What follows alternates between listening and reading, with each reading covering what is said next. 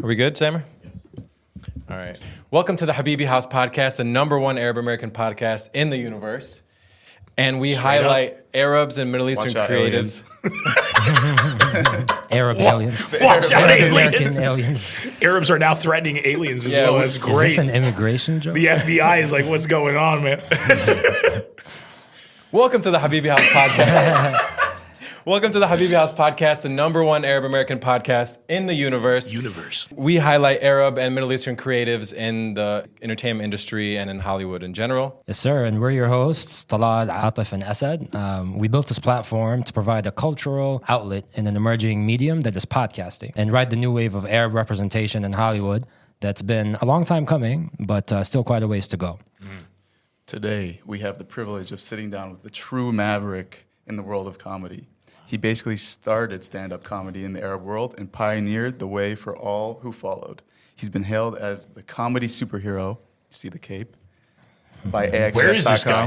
That sounds awesome. Where? And Rolling Stone called him He's not here smart, sophisticated, powerful, and hilarious. Only 3 of those are true, though. It's all propaganda. With a career that spans continents, languages, and cultures, this Lebanese American set out to shatter barriers with his purpose-driven comedy. His first global event was captured in his hit comedy special, No Bombing in Beirut, filmed both in Lebanon and in Los Angeles. It premiered on Showtime and solidified his legacy as the biggest name in stand-up in the region.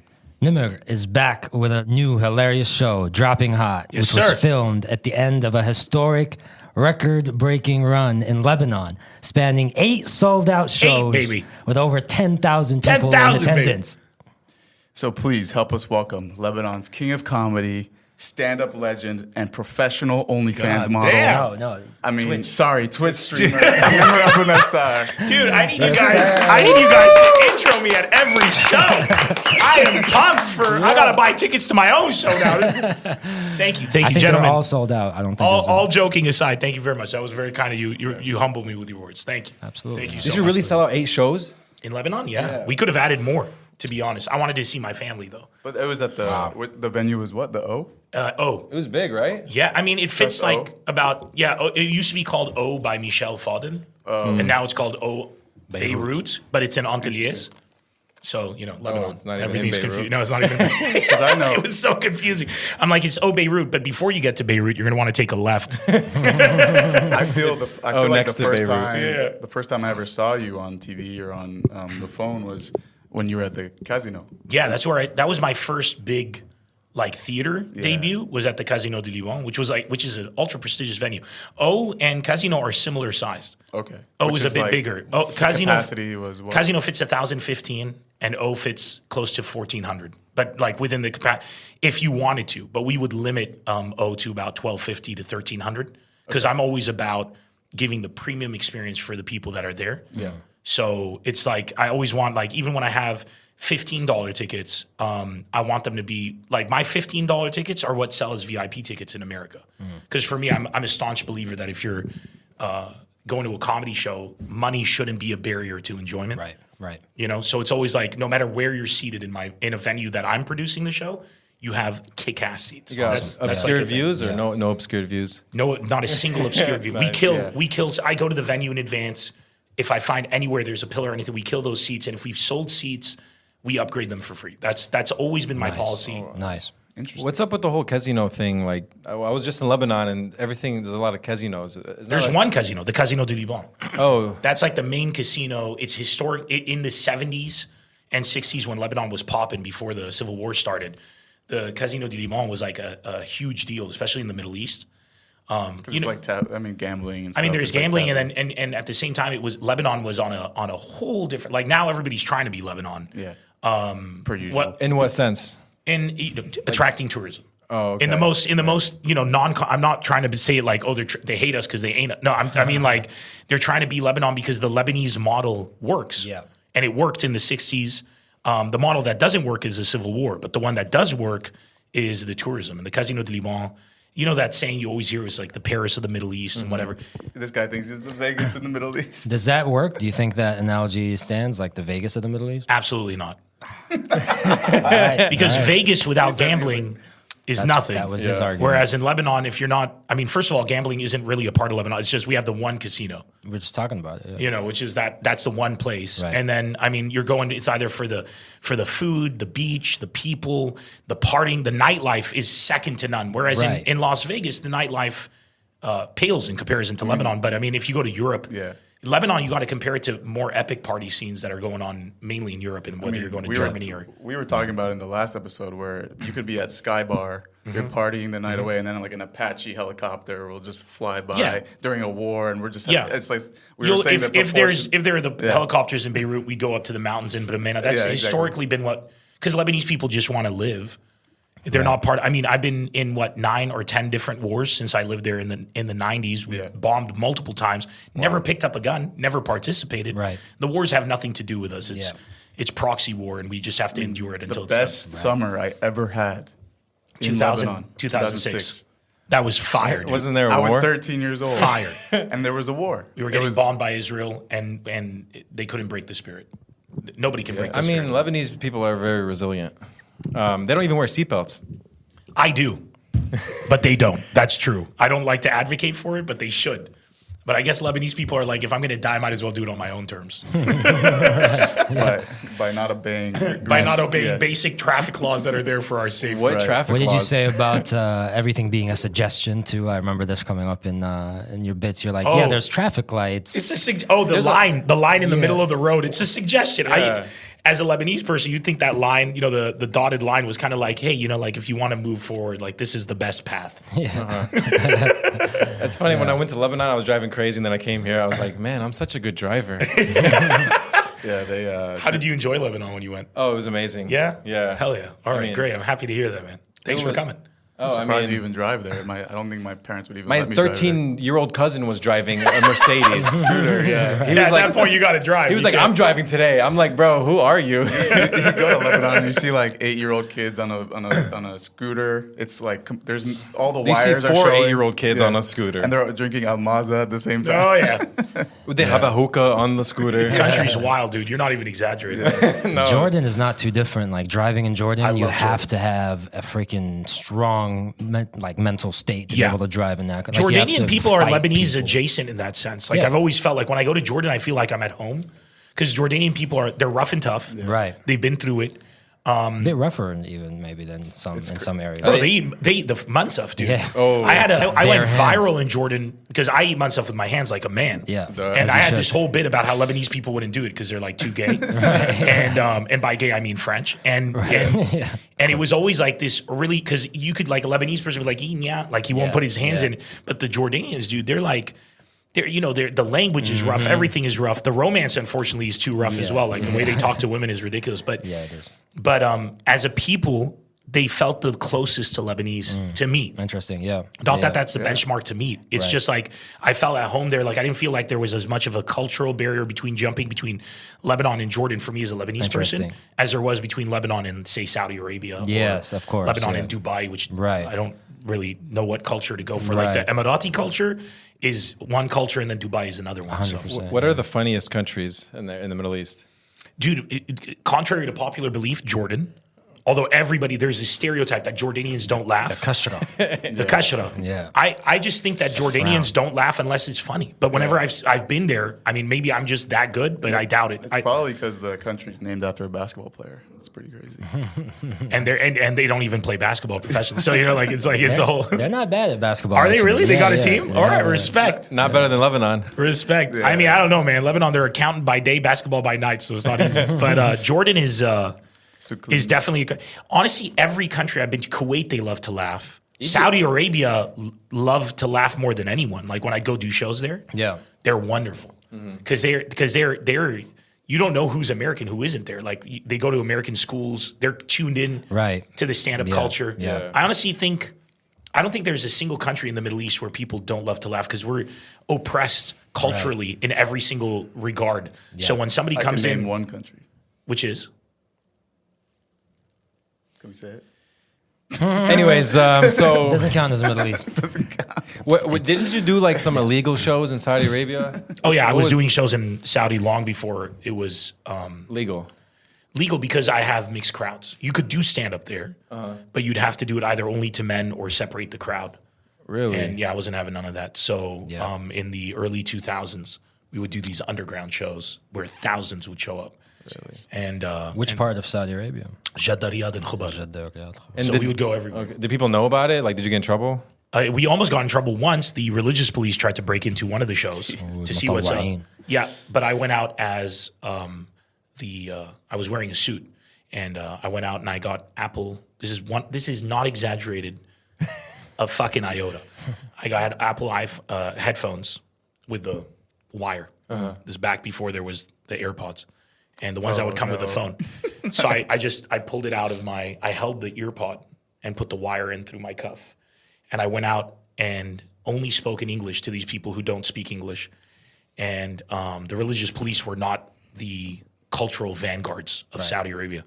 And I just kept repeating Ambassador Smith because that was the name of the American ambassador. Oh, okay. I'm like, is Ambassador Smith in danger? What's going on? Like, I just started saying stuff. So you're saying and they're like, Ambassador Smith, because they don't want to have a problem with the ambassador. With America? With America. So were you like pretending you were like a secret I was service? pretending like I was Secret Service Okay. to stop them from going in and just screaming and panicking. Wow. And the event, because the event organizer was like, get in the car and fucking go. Yeah. He's like, get out now. And I'm like, what happens to the crowd? And he's like, who cares? And I'm like, no, not. Wow. They're going down, I'm going down. Because I'm an American citizen. Yeah. So they'll just get me out of the country. Right. But the people watching my show are not. And they're going to get in trouble. Yeah. And they're probably going to use them to make an example out of people. So fuck that. So I went out and I fought for my people. We won. And we basically, they were like, who's organizing? And then I just gave them the name of the competitors. And then they left. That was the You're closest. like Bassem Youssef. No, just kidding. no competitor organizer. Oh, I see. There was no Bassem Youssef at the time. I'm talking about 2006. Wow. 5. Wow. I can't remember the exact date, but So you really are the first. but I started in 1999. Wow. So it's not even You debatable. don't have How like a heroic. 19, That was an damn. awesome story, by the way. I mean, I was getting paid, so at the same time, like I want to keep that money coming in. That's true. I don't want people to be like, he's such a hero. Like he did. I did these shows because I was getting paid, but when I get paid, it doesn't mean that I'm going to do a show I don't believe in. Yeah. And I know what the people want. They want to laugh. They want to sit down together. Yeah. Those shows in Saudi Arabia would go on for 4 hours. Nothing like that.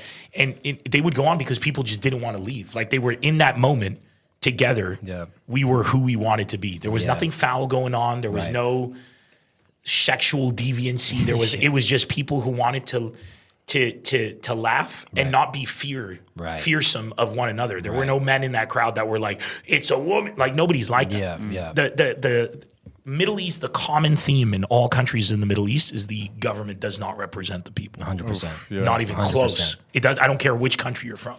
I The actually have Lebanese government is Lebanese government is a bunch of disgusting, terroristic militia scum.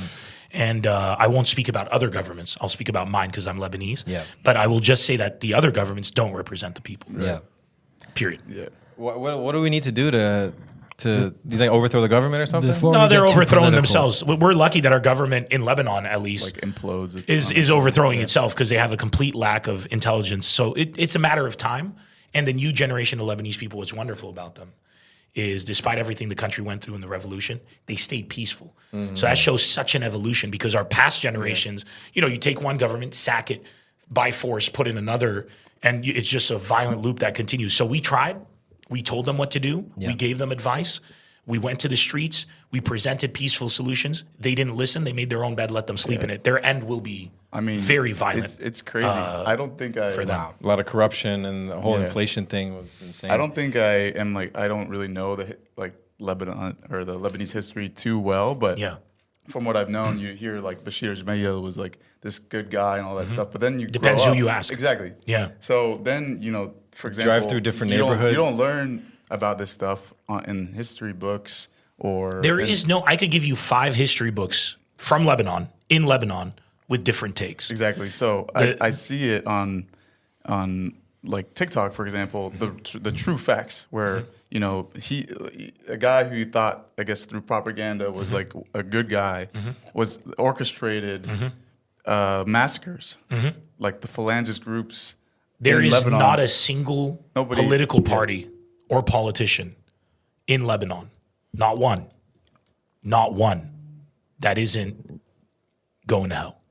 If there is a God, there isn't one. And the reason that I say that with all confidence is you couldn't survive the Civil War without being that person. You had to be. You can't assimilate power in a civil war. By definition, a civil war means the division of the people. To assimilate power, you need the unity of the people or force. There is no unity of the people during civil war.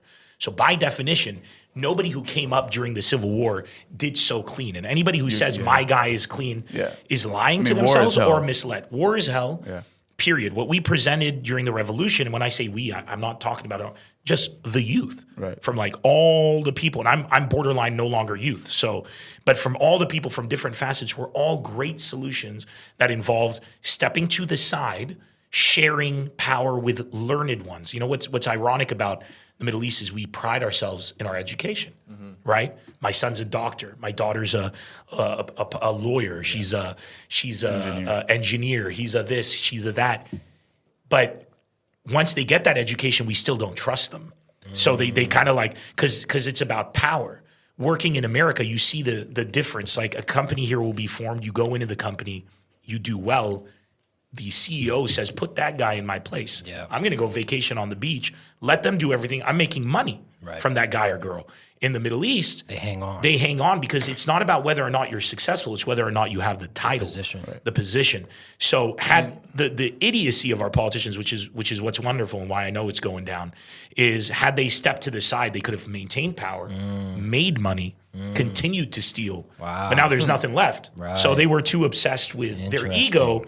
Got in well, they don't have the education rather as well to know how to do but it. even So in you're saying it's America, a slow turnover of minds and but even in America, like we have old ass politicians too. But the old ass politicians in America, there's many, right? They don't have if Mitch McConnell today or Dianne Feinstein today goes out and says, go to the streets, there's not going to be a plethora of Americans that are already armed that are going to go down to the streets. And that's not a reference to one political party in Lebanon, because some people might hear me and say that's Hezbollah.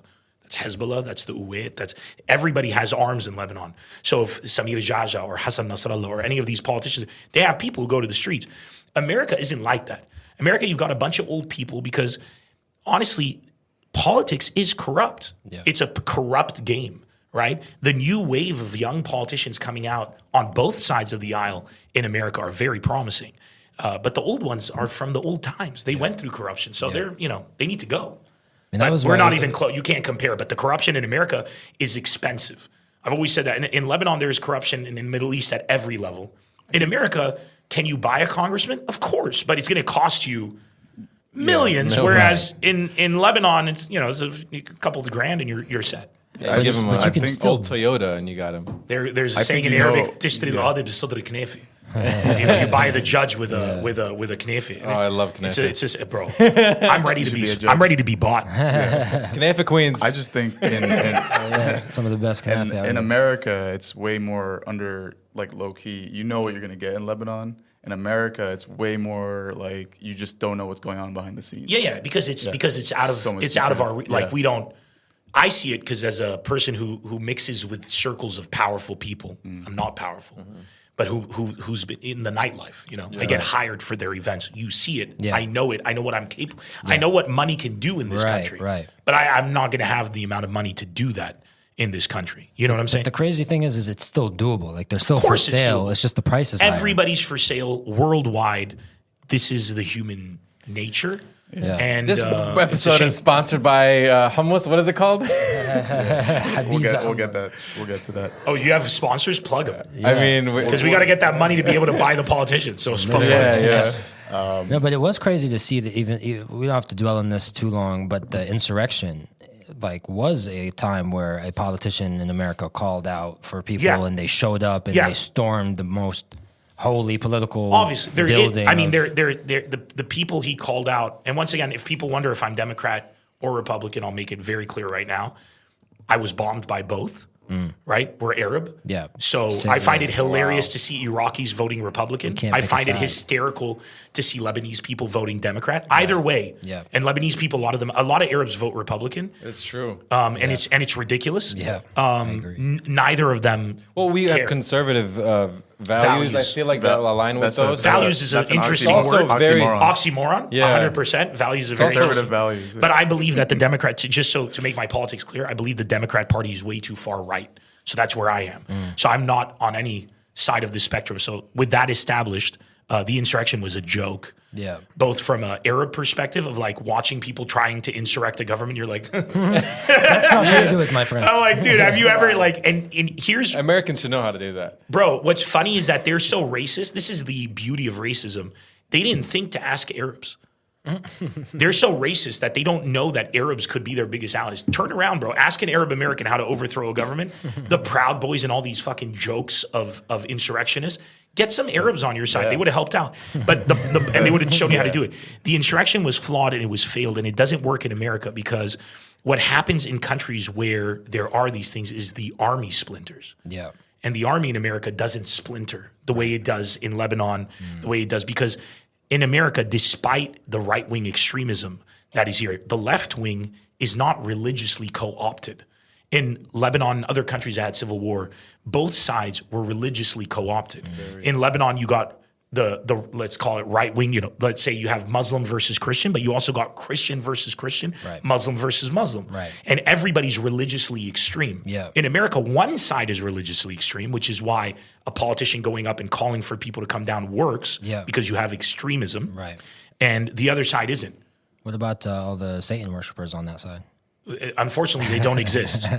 It would be good if they did, because then we could have some balance. But if you look into the Church of Satan in America, it's a hilarious organization that is basically uses the name, but they just don't believe in any of this. They're really like the Girl Scout. Right. Girl They're Scouts. like, okay, I guess if you want to, anytime that a far right organization in America gets a law passed, they're there to kind of be like, cool. Then we'll put up a statue of the devil as well, since we can put that in schools now. And then you see them backtrack.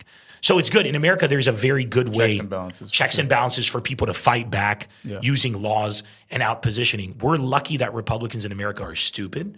Their education rate. This isn't like an opinion. They rank lower in education.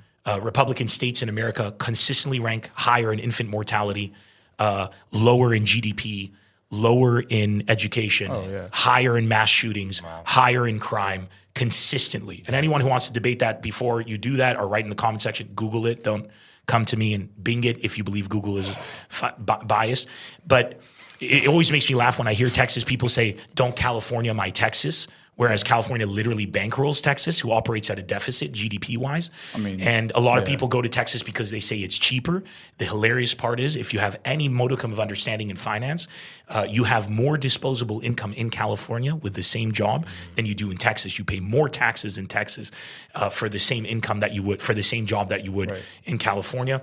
Employee rights in California, everything is there. What I'm just trying to say is that I am not politically motivated. I like to look at the facts. Yeah. Of course. I'm going to have kids one day. And I'm like, where is the best place to educate my kids in America? It's not a Republican state. Yeah. Period. I mean, it's in the name, right? It's called Texas. Taxes. That wasn't bad. That wasn't bad. I just that should've come wasn't a bit bad. early. We're gonna keep that one in. That This made me time. stop for a second. That made me stop. But yeah, all I'm saying is that if I'm looking for the best, if you're out there and you're looking for the best place to put your money or to invest, you're going to look for, at a business point of view, you're going to look for a certain market. And for me, I want to invest the future of my family and everything. I'm not going to a Republican state. Yeah. I'm not going to Florida. I'm not going to Texas. I'm not going to any of these places because my property value isn't going to be guaranteed because the country is run by a bunch of, the states are run by a bunch of clan. I'll stay in a place like California, which is the 5th largest economy in the world. Yeah. The state of California has a larger economy than Canada, Mexico, India, it's Germany. Jeez. So I would rather be here, right? Instead of be elsewhere, because it gives my kids the best chance. They're surrounded by successful people. And I found it funny because like in Texas and Florida, they're pretty much half and half. It's very close calls in the races too. And that's bad for them because a lot of those people that are moving are still going to vote blue, and they're going to possibly tip in the next election. We saw that in Austin. Yeah. So Austin's become very, very progressive in Texas. And Houston is becoming more and more progressive. But what about there's no income tax or There's no income tax. States like State Florida income and tax, yeah. in Texas, you don't have state income tax. So that means if you make 100,000, you get to keep that whole 100,000. No. You have just- sales just don't tax? pay state. You don't pay state tax. You have sales tax and you Federal have tax. much higher property tax. So one of the Yeah, states with the lowest tax, I'm not sure if it's the state with the lowest tax, it might be, is California, with I believe is 0.7% property tax It's annually. kind of surprising. Yeah, well, because the houses are more. So that's why, like, There's a if you trade-off. take political bias out of it and emotion out of it, and you Right. start to look at things objectively, Right. What surprises me about Republicans is they continuously vote against their own interests, both financially and progressively. What surprises me about Democrats is they continue to vote for people who don't do jack shit. So Democrats will vote for people, and those people go and they don't do enough, right? But I would much rather, as an employee, exist in California, where if I unionize, it can happen, as opposed to existing in a place like Texas. Look, what about the strikes? Yeah, what do you think know, of that? they're- I they're love the strikes, unionizing. bro. The companies in America are fucking ripping the people off. Yeah. And it's a worldwide thing. They're taking everything. You can't buy houses in America because companies are buying, what is it, 60% of home ownership right now is in corporations in America. BlackRock. BlackRock and Vanguard buying out of here. You have fucking Oh, come on, guys. Apartments.com Why you guys buys got to it. spill the beans? I mean, I'm BlackRock I affiliated. knew it, man. I could tell. So, Isn't that the cabinet? bro, we're headed Sponsored by BlackRock. we're headed towards a subscription economy. Yeah. Like, that? right, What do you basically 10, 15 years from now, you don't own anything. You're just going to subscribe to live, rent. You're going to subscribe to exist Phone, with music. your electricity, your phone, your music. It's all subscription services. And they're buying up the property. And during COVID, everybody was arguing like a fucking idiot over the dumbest conspiracy theories in the world. So weak. And while we were doing that, companies were taking loans from the government, buying back their stocks, buying property, and then got all their loans forgiven. All of their loans fucking forgiven, and Americans still have to pay student debt. Get the fuck out of town. And they now own the property that you pay astronomical rent for. So that's the corruption that we're dealing with in America. And in Lebanon, we're dealing with a bunch of idiots. So take your choice. You're obviously very outspoken, and I want to mention that in a bit. But let's. I want to backtrack and basically, like, how did this even come to How'd you guys fruition? meet? Yeah, because like I met him at Costco. I'm still like We worked out at wondering- Gold's Gym. I know if you look at me, you can't believe that, but if you look at him, you can.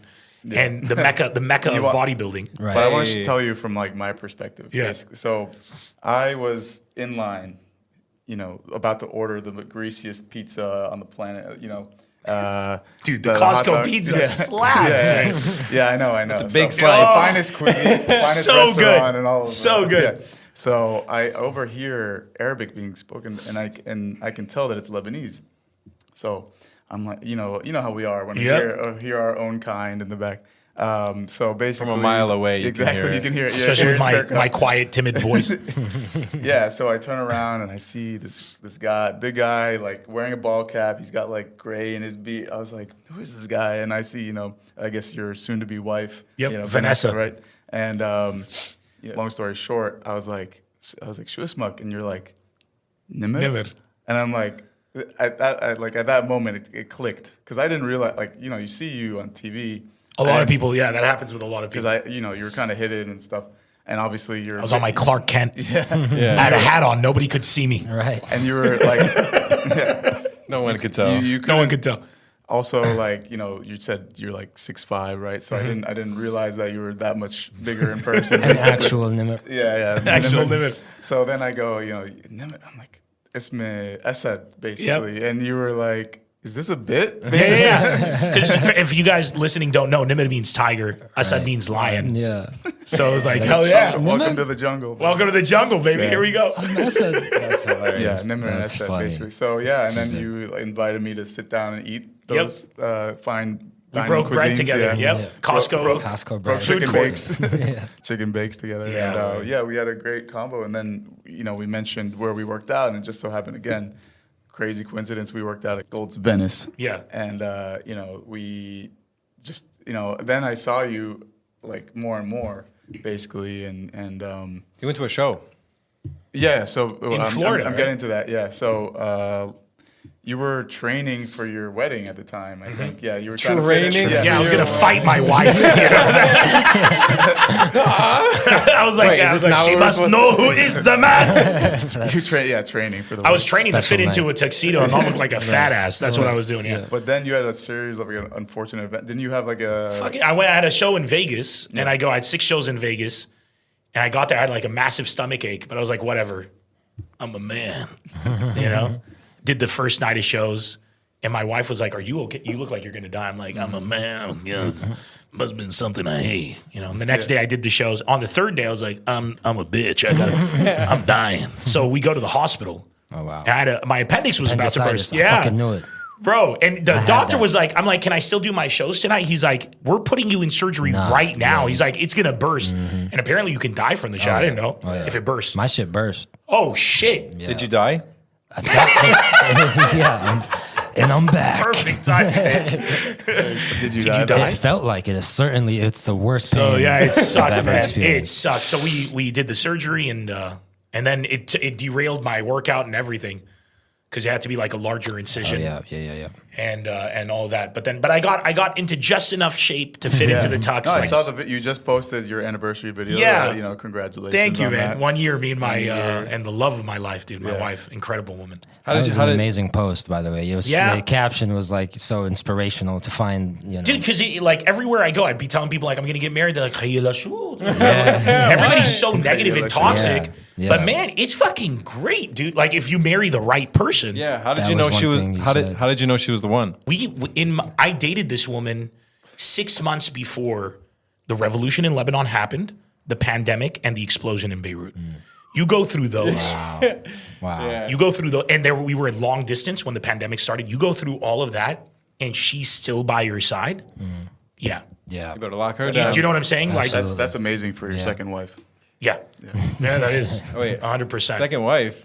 Yeah, I had before it wasn't wife. I was engaged before my first wife. What happened is I broke up with my fiance. So I went on tour and I was engaged and I talk about my fiance. She was Muslim, I was Christian. So it was a part of a bit where, like people would talk about like it's never going to work out because you're Muslim and Christian. And then my bit was like, no, it's just because she was a slut. And and then I would have to say like it's Hey, don't slut shame. Oh no, I don't. You can't slut shame. That's also an oxymoron. I love sluts, but it's different. It's different when the slut is somebody you're marrying. You understand? Like at the point, like let me phrase it this way: when you have an agreement with someone that you're going to be faithful to each other, and then they're not faithful to you, it changes the dynamic. Of course. So I would make a bit out of it, right? But before that, when I broke up with her, I just broke up with her, and then I got back to dating, and I want to date a Tinder date here in California. And I'm with this girl. She's American. And first date, I don't even remember her name at this point. It was like we were getting to know each other. I'm sitting down, and this Lebanese woman walks up, dude. No way. Who is this? He's engaged. And she starts, and I'm like, what the fuck? Like, I'm like, no, I'm not. And I'm like, I broke it up. And the Lebanese woman's like, you didn't say anything? Like, how are we supposed to know? Obviously, this American woman was like, absolutely not. Like, this guy is full of shit. Yeah. She left. I gotta go. And I'm looking at this Lebanese woman like, how do you come up in like somebody's business? But then I was like, maybe I'm famous enough now that I need to clarify. Announce things. Yeah. I never thought of it. Yeah. So I go on Instagram and I make a post where it said, I'm single. It was like it was just like I wrote on note on my phone, You I'm changed single. your status on Instagram. Yeah. And then I wrote down in the caption, I'm like I didn't know. Totally thought that was how you met Vanessa. I thought that was I she thought was that a was Lebanese Vanessa. woman that came up. No. Oh, no. You are married. No. So I go and I put in the caption like I'm single. That's so funny. Ready to mingle. Like yesterday, I got accosted by this woman. Like, please, if I'm in public, leave me alone. Like, I'm dating. Like, I'm a human being. I want to find love. Yeah. Like, I still am a family man. I'm not jaded by the experience. And I'm looking for someone, and I just put it out there. It was kind of funny. Yeah. But within 5 minutes of that post, I get a call from a Lebanese friend of mine here called Akram Abu Khalid. Shout out to him. And he goes, dude, you broke up with your fiance? And I go, yeah. And he goes, oh, man, I fucking hated her. I was like, really? You see how they He's really like, feel. yeah. He's like, dude, there was this girl that I've always wanted to introduce you to. You guys would hit it off. Yeah. But this isn't a rebound girl. I'm like, dude, I've been broken up with this girl, like with my ex for a while. Like, I just posted the picture, but yeah, I've been I broken. had to because I'm getting attacked. And he goes, okay, her name's Vanessa. This is her number. And that was it, man. And I started talking to her, went to Lebanon. I met her. And we started dating, and it was amazing. And then the shit went down. And during the entire shit went down phase of years, where financially I was at zero, because in the COVID it's done. Like I was out. The COVID. Yeah. You can't perform. I started Twitch streaming to kind of save my career, to make some kind of income. Is that when the podcast kicked in too? The podcast was kicking in. I was experimenting to see how I could make a living without being able to put people in a room. Yeah. And this girl, dude, never wavered. Like money didn't matter, fame didn't matter. Her account is private. Like she doesn't, like everything was. She was always by my side. And I've always said, like, you got to live with someone before you marry them to argue with them and everything. And this woman, we lived through things that were absolutely, in a lifetime, one of them would be insane. We had all three compounded, and she almost died in the explosion. She was very close to the explosion. And me being here, waking up in the morning, and her being there in the midst of that, I can't explain to you the trauma of having and I'm not here to say I was traumatized. The people there were traumatized, but there's also another level of trauma where you're most precious person in the world and you can't do anything. Yeah. Like she's on the phone driving around dead bodies, and I'm sitting like trying to. Wow. I have security footage from where she worked. She used to be the lead designer for Elie Saab, the fashion designer, Lebanese guy, and she was in his the windows all exploded. People next to her, like arms gashed open, everything. But dude, God bless. Like she was safe. But to see that, to go through that with somebody, and instead of arguing or getting stressed out, and her being like, I don't know, losing, panicking, she was like, cool head. Dude, I will never, like, she's a hero to me, because I was like, she's talking to me on the phone, calm, collected. She voice notes me immediately, like, I don't want to wake you up. There was an explosion. We don't know what's going on. And I'm like, I'm already on LBC, and I'm trying to call her. Wow. We couldn't get through. Finally, we get through. She drives home.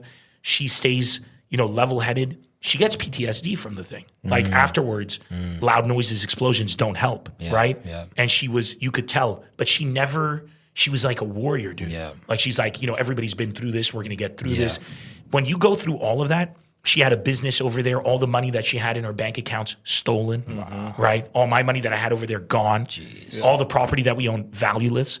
You go through that, and you're still laughing, you're still smiling, and the love is even stronger. Yeah. So when you ask me, like, how do I know she's the one? I already knew, and then all of that happened, and I was like, get it, like, come on. It's not about locking it down. It's like, for the love of God, Don't do not fuck this up. Yeah. And I thank my previous relationships for teaching me how to understand the value of a woman. I've been cheated on multiple times.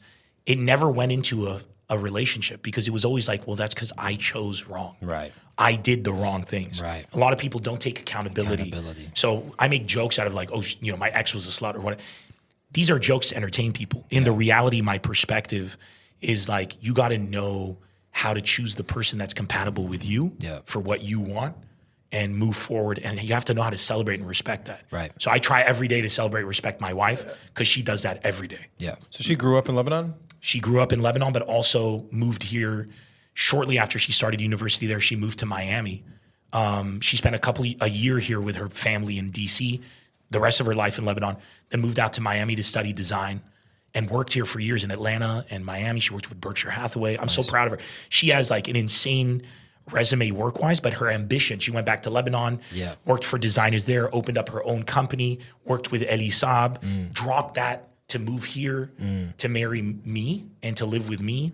And I'm a clown adjacent. I'm a comedian. Come on. No, I mean, like, realistically, nothing that I put out there is necessary.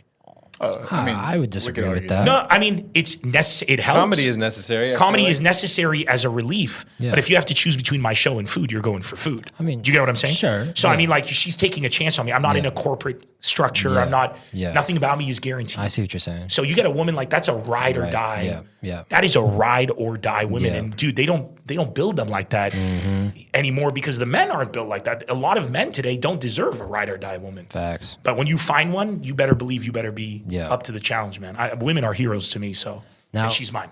At this point, like, it sounds like obviously a lot of certainty for the young men out there dating and trying to find their one. Was there at any point any doubt that you experienced, and how did you handle that? Or was it purely like, I know 100% for A to Z the whole time? No, I had doubt because I traveled a lot, and I was like, it's becoming problematic for me to be able to marry or date somebody from Lebanon because Yeah. I'm long distance all the time. I can't get to know this person. Right. And that was a problem for me, why a lot of the women that I would date would end, the relationship would end, because you're visiting, it's happiness, right? You're flying in, you're going out, Yeah. you're partying for a couple of weeks, you're not arguing. Right. And then long distance, time zones, you have like a few phone calls. tough. You're not going to argue. You don't really get to know each other. Yeah. So that was the doubt, was I don't think I'm going to be able to marry somebody from my country. I might be able to marry a Lebanese person. Not that that was important. I would date anybody. I don't mind literally any race, any background, right? Black, white, Asian. I wanted to, because the human being is fascinating to me. Yeah. And like even when you wanted to, some more unfortunate events happened, right? So when you came back, didn't she get stuck in Lebanon when you got married, or what was the time? There was the lawyer here screwed us over, and the paperwork, she messed it up, and we were facing a lot of hurdles. There were always hurdles to everything we were doing. Things would pop up like country level events, and it was always like the phone call would always be like, or the meet, like if we were in the same country or we were talking, it was always like, it wasn't like, I hate this sucks, from my end or her end. It was like, here's the problem, how do we solve it? Let's do it, we do it. Yeah. Yeah. And I think my advice to everybody out there is, if you are a family-oriented person and that's important to you, become the man deserving of having a family, gay or straight. And if you're not a family-oriented person, don't put somebody through that. Don't get a woman to satisfy your parents, have kids, and then cheat. Yeah. If you're a family-oriented person, be that man. Yeah. And if not, have fun, man. Tinder's out there. Everything's out there. Date, enjoy, or find a girl that doesn't want kids. Right. You know what I'm saying? Do not, for the love of God, think kids are going to solve your problem. Don't have kids to add spice to the relationship. Be an adult Or even marriage for that break matter, right? Exactly. Don't do it. But if you're after the miracle of marriage, and it's a miracle, dude, because there's somebody in my house. I read this comment online. Somebody was like, people said marriage sucks, but it's great. There's somebody in my house and they love me. Yeah.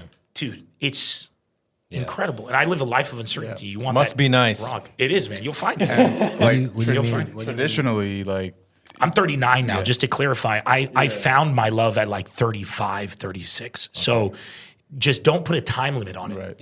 Yeah. Don't rush. Yeah. And you were lucky enough where you had it happen at 35, but a lot of people get stuck in relationships and marriage really early, especially like Yes, sir. pressures from society, especially in Arab culture. Yes, Parents. It's like, why aren't you married? What are your thoughts Hey, on get married. Go. What are your thoughts This about one. that? Like just marriage and Arab culture and In general, Arab culture hasn't resulted in very many good things Whoa. for us. Explain. I don't see a lot of peace in the Middle East. Do you know where you are? Yeah. Yeah. I don't see a lot of peace in the Middle East. I don't see a lot of economic success for Arabs. That doesn't have to do with Europeans. So a lot of Lebanese people have to leave the country to make a living. A lot of Saudi Arabians have to bring in foreign investment and foreign views. Yeah. A lot of Emiratis, the same, Kuwaitis, etc. The oil brings the money, Right. and it brings the foreigners. Right. So in that respect, our culture hasn't produced viable opportunities for a future-looking Arab society. The good elements of our culture that have produced, that have allowed us to make those connections with Western world, Asian world, et cetera, have been our hospitality. Right. When we respect our religion, Right. not use our religion, there's a huge difference Yeah. between a Muslim and a Christian who respect their religion, or a Jew, or a Muslim and a Christian and a Jew who use their religion. Right. Israel uses their religion, the Zionists, to ruin Palestinians on a daily basis. Yeah. Muslims, extremists like ISIS, use their religion to ruin the cultures of it. Christians, like the Phalangist forces in Lebanon, use their religion. Right. They put a picture of St. Mary on a machine gun. Yeah. Incredible. Wow. The leap there is fantastic. Very Republican. Very Republican. That's something you would see in Texas. Yeah. Very incorrect. If you even flip through the cliff notes of the book. Of course. Right? Yeah. And I'm a Christian, so that's why I will not speak on my Muslim brothers and sisters or Jewish brothers and sisters, but I will go a bit deeper on the Christian side because I know it for a fact. Yeah. But we can all agree that if you're religious, especially in a religion like Islam or Christianity, you're going to be peaceful. Like that's the whole have point. to be, It's yeah. in the name. Right. And I've studied the Quran. and that is a beautiful book. Yeah. You're saying you do war, you find a barren land. If you have to fight where there are trees, every tree you must plant X amount of trees in their place. Avoid women, avoid children. Avoid women, avoid children. It's don't pillage. Don't rape, but is ISIS following that? Hell no. Also, don't aggress, don't commit. Don't aggress. I don't even consider them to be Muslim. They're not Muslim. Of course they're not. They are not Muslim. The Phalangist forces in Lebanon are not Muslim, are not Christian. Sorry. And the Zionists are not religious. No, they're not. So what a lot of people mistaken for anti-Semitism, which is hilarious in America because we're Semites. Right. You can't say an Arab is an anti-Semite because then you're basically excluding Israelis from the Arab identity. Right. Because we're all Semitic. If you're saying that Jews and Israelis come from Israel and that if that's your claim, right, then they're Semites, we're Semites. That's the bottom line, right? There is a huge difference between being anti-Zionist 100%. and anti-Jewish. 100%. Anti-Jewish, not acceptable. And I love to see the fact that Americans in the commercial sense, the general population in America is now waking up to the detriment of Zionism and the extremism and racism of Zionism because they're seeing the parallels between it and the far right extremism in America. Yeah. Or far left extremism. Yeah. I have a friend that told me, he lives out here, he grew up in LA, and he's a Persian Jew. Mm-hmm. One of the most educated guys I know. Like, he sounds like a Ben Shapiro if he was more... If he wasn't such likable, if he wasn't such a grifter, robot, right? And he's a music producer. Like, we work together. Anyway, he told me that he went to school with the granddaughter of the lady that started the organization that began this PR campaign to conflate anti-Semitism with anti-Zionism.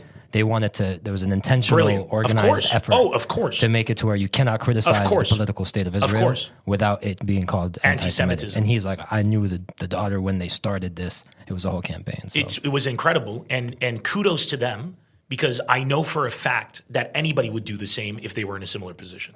If you're Zionist and your goal and your objective is to maintain a power grip and the money coming in from America, that's the strategy to go. What I fault Arabs with is that instead of facing that and saying, okay, we can easily counter that by using information, knowledge, and tactics we spent the last 50 years fighting each other. We start fucking beating each other. Either fighting each other or exploiting Palestinians. You can't tell me that the Palestinians have not been exploited more by the Middle East, by Arab countries, than by Israel. How so? Yeah, because Jordan annexed, Egypt annexed. The fact that all of us basically even the military planning that went into the 7-day war was a fucking joke. They didn't go in to liberate Palestine. They went in to get land. And then the Arab League. So the Arabs threw them under the bus, basically. Bro, the Arabs throw each other under the bus every single day. Give me the Arab goal, please. Any goal. I'll take any goal. Smell like Dior Sauvage. There's nothing. Saudi Arabia has a goal. Egypt has a goal. Lebanon has a goal. Yeah. Everybody has a goal. None of them. And if you go to a Saudi Arabian goal, I don't know. Even that is light. It's not a goal. Yeah, I mean, there is no, it depends on who's leading at the time and what he thinks the goal is. And you want to tell a Saudi Arabian from 20 years ago that what Mohammed bin Salman is doing today is what was going to happen. They say, no, you're full. There's no way. Yeah. He's like, what? A line all the way down the country. It's not going to happen. So the bottom line is the main difference is that we're purposeless. And when you asked me earlier about Arab culture, that's the main problem we have. We focus on things that don't matter. You got to get married young. How about you got to have a purpose in life? Why don't our parents put pressure on that? So instead of saying, how can you marry someone and you both don't have a purpose? What are you marrying for? What's the conversation you're having with your significant other where you're saying, I want to do this one day. And they say, I want to do that one day. And then you know if you're compatible or not. And then if you are, you say, okay, how can we help each other grow? Right. Yeah. But if you're a guy who's saying I want to be a doctor. Okay, and then what? I'll see when I get there. How are you getting married? Yeah. Or I want to be a DJ. I want to be whatever. Okay, but what's the goal? You want to be a DJ, but do you want to produce your own music? Do you want to be a guy who does weddings? All of them are viable. Right. All of them are viable. Yeah. What are you do? What is your exact goal? We don't have that in our culture. Yeah. And Zionists do. It's very performative. I think marriages and that all in our culture. We worry about what other people think. Because culturally, we want it to be the most we come from an expensive educationally poor culture. And that's why I think when when like my parents came to this country, they were like, okay, we're trying to get this American dream. We're going to do whatever job we need to get our kids to have this education, to go and get a job that's stable, be a doctor, lawyer, engineer. Stable's the key. And because like, they'd escaped the Middle East because of a lack of stability. Exactly. So the credit to them, they'd make that sacrifice. Yeah. But they still didn't know why they were made. They're like, we want them to be able to be stable. always the For safe. what though? Right. For what? It's not just have to like deal when with you're in survival mode, it becomes hard to plan more than one step ahead. And that was the intelligence of how the Middle East has been divided. We've been constantly Right. in survival mode. So we haven't been, but that's our fault. Why don't we stick but, together? But is it our fault? It is our fault, Because 100%. well, the leaders' fault that let us be divided. that At the we're same time, it's the greedy people's fault. Also, It is the people's fault.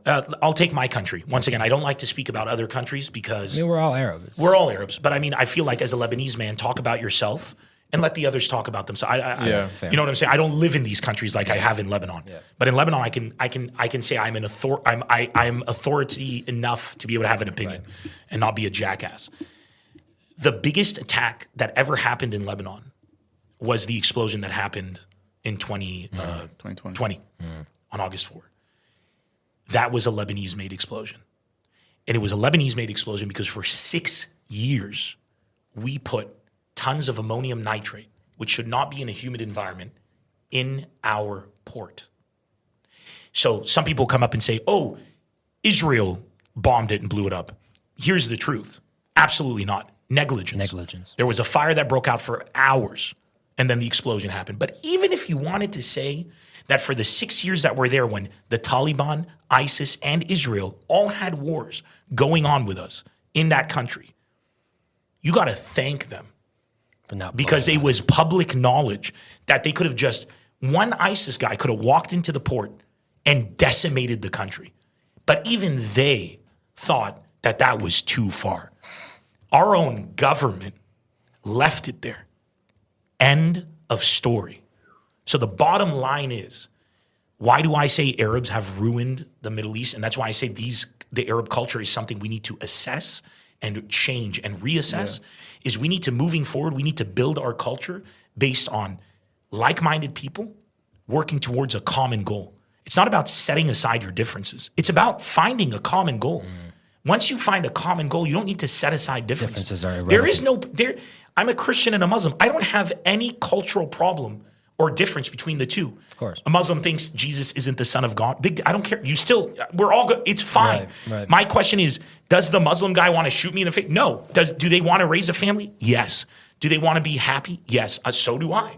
Yeah. So I take a look around. I see a bunch of Arab people who are super talented, super smart, super intelligent, servicing other people. Yeah.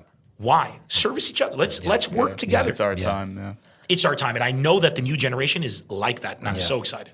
I think what you said is huge about like the turnover of the minds and the power, where like the old generation hangs on maybe too strongly to their positions, to their wealth. Because they're not well educated. Right. So if you take a look at large family units, right? Back in the day when you'd have, Irish Catholics here in America would have families of 10, 15 kids, right? Back in the day, especially in villages in like Lebanon and all over the Middle East, you don't have wealth. Right? You couldn't get a Lamborghini and drive it around. You couldn't buy a house in Solidaire and show it off. Your wealth was the size of your family. Yeah. That's why there's that pressure to get married. That's why there's that pressure to get kids early, because that has been historically linked with status. Right. But today, you have to ask yourselves, you young men here and young women and everything in between and beyond, you got to ask yourself, what is my worth and what am I working towards? And if your worth is in making a big family, respect, then you got to build your personality around that. Right. If your worth is in opening a company and doing this and having employees or gaining the independence for your people of Palestine or doing this or that, you got to gear your world towards that. Yeah. So we got to start becoming an objective-driven culture. I like it. And so again, to kind of tie this all back in, so essentially you are not for getting married early. You don't like I'm not for getting married ever. Pressure, unless it's with the right person, because then you bring kids into the equation and then you fuck up the kids. Great. Fantastic. And, you gotta heal first. You gotta be able. First, my first advice: can you hang out with yourself? If you can hang out with yourself, can you go watch a movie by yourself? Can you go to a restaurant and sit down by yourself? If you can do that and you enjoy it, then start looking for somebody else. Yeah. If not, you got more work to do. This is something that I saw you were talking about in a different interview about Arabs and we needed to get better branding. Oh yeah, our marketing is fucking horrible. What do you think we should do, and what do you think about how we have been being portrayed in the media, and has it gotten better over time? It has. It's definitely gotten better over time. More voices in our community. Yeah. Definitely gotten better over time. Less terrorist also, roles. Big shout out to all the Arab Americans, Rami, Mohammed, all of these guys. Just it's not easy, man. Yeah. Getting to where they got through Hollywood. I saw Mo like a couple weeks ago. He was like, it took me 20 years to get my show made. I was like, damn, that's insane. Like, I got 10 more years left. Isn't he like 30? He's like 40 something. No, he's not young. Oh, wow. None of He's us been are doing young. it for Nobody a while. in America who makes it is young unless it's a Nepotism. Right. or like a one like Rami isn't. You mean an Arab? Rami is Arab young. in America? Arab American or American. Okay. You'll take a look at Louis C.K. did stand up for 20, 30 years. Bill Burr, 20, 30 years. Yeah. Everybody was in the game and working hard, but then when they make it, they capitalize on that. Right. Yeah. So you really, to make it in Hollywood without nepotism or without a fluke, it's hard work. So to look at Rami or to look at Mo or Maz Jobrani or Ahmed, any of these guys Or NEMR. or Succeed, I haven't made it in Hollywood.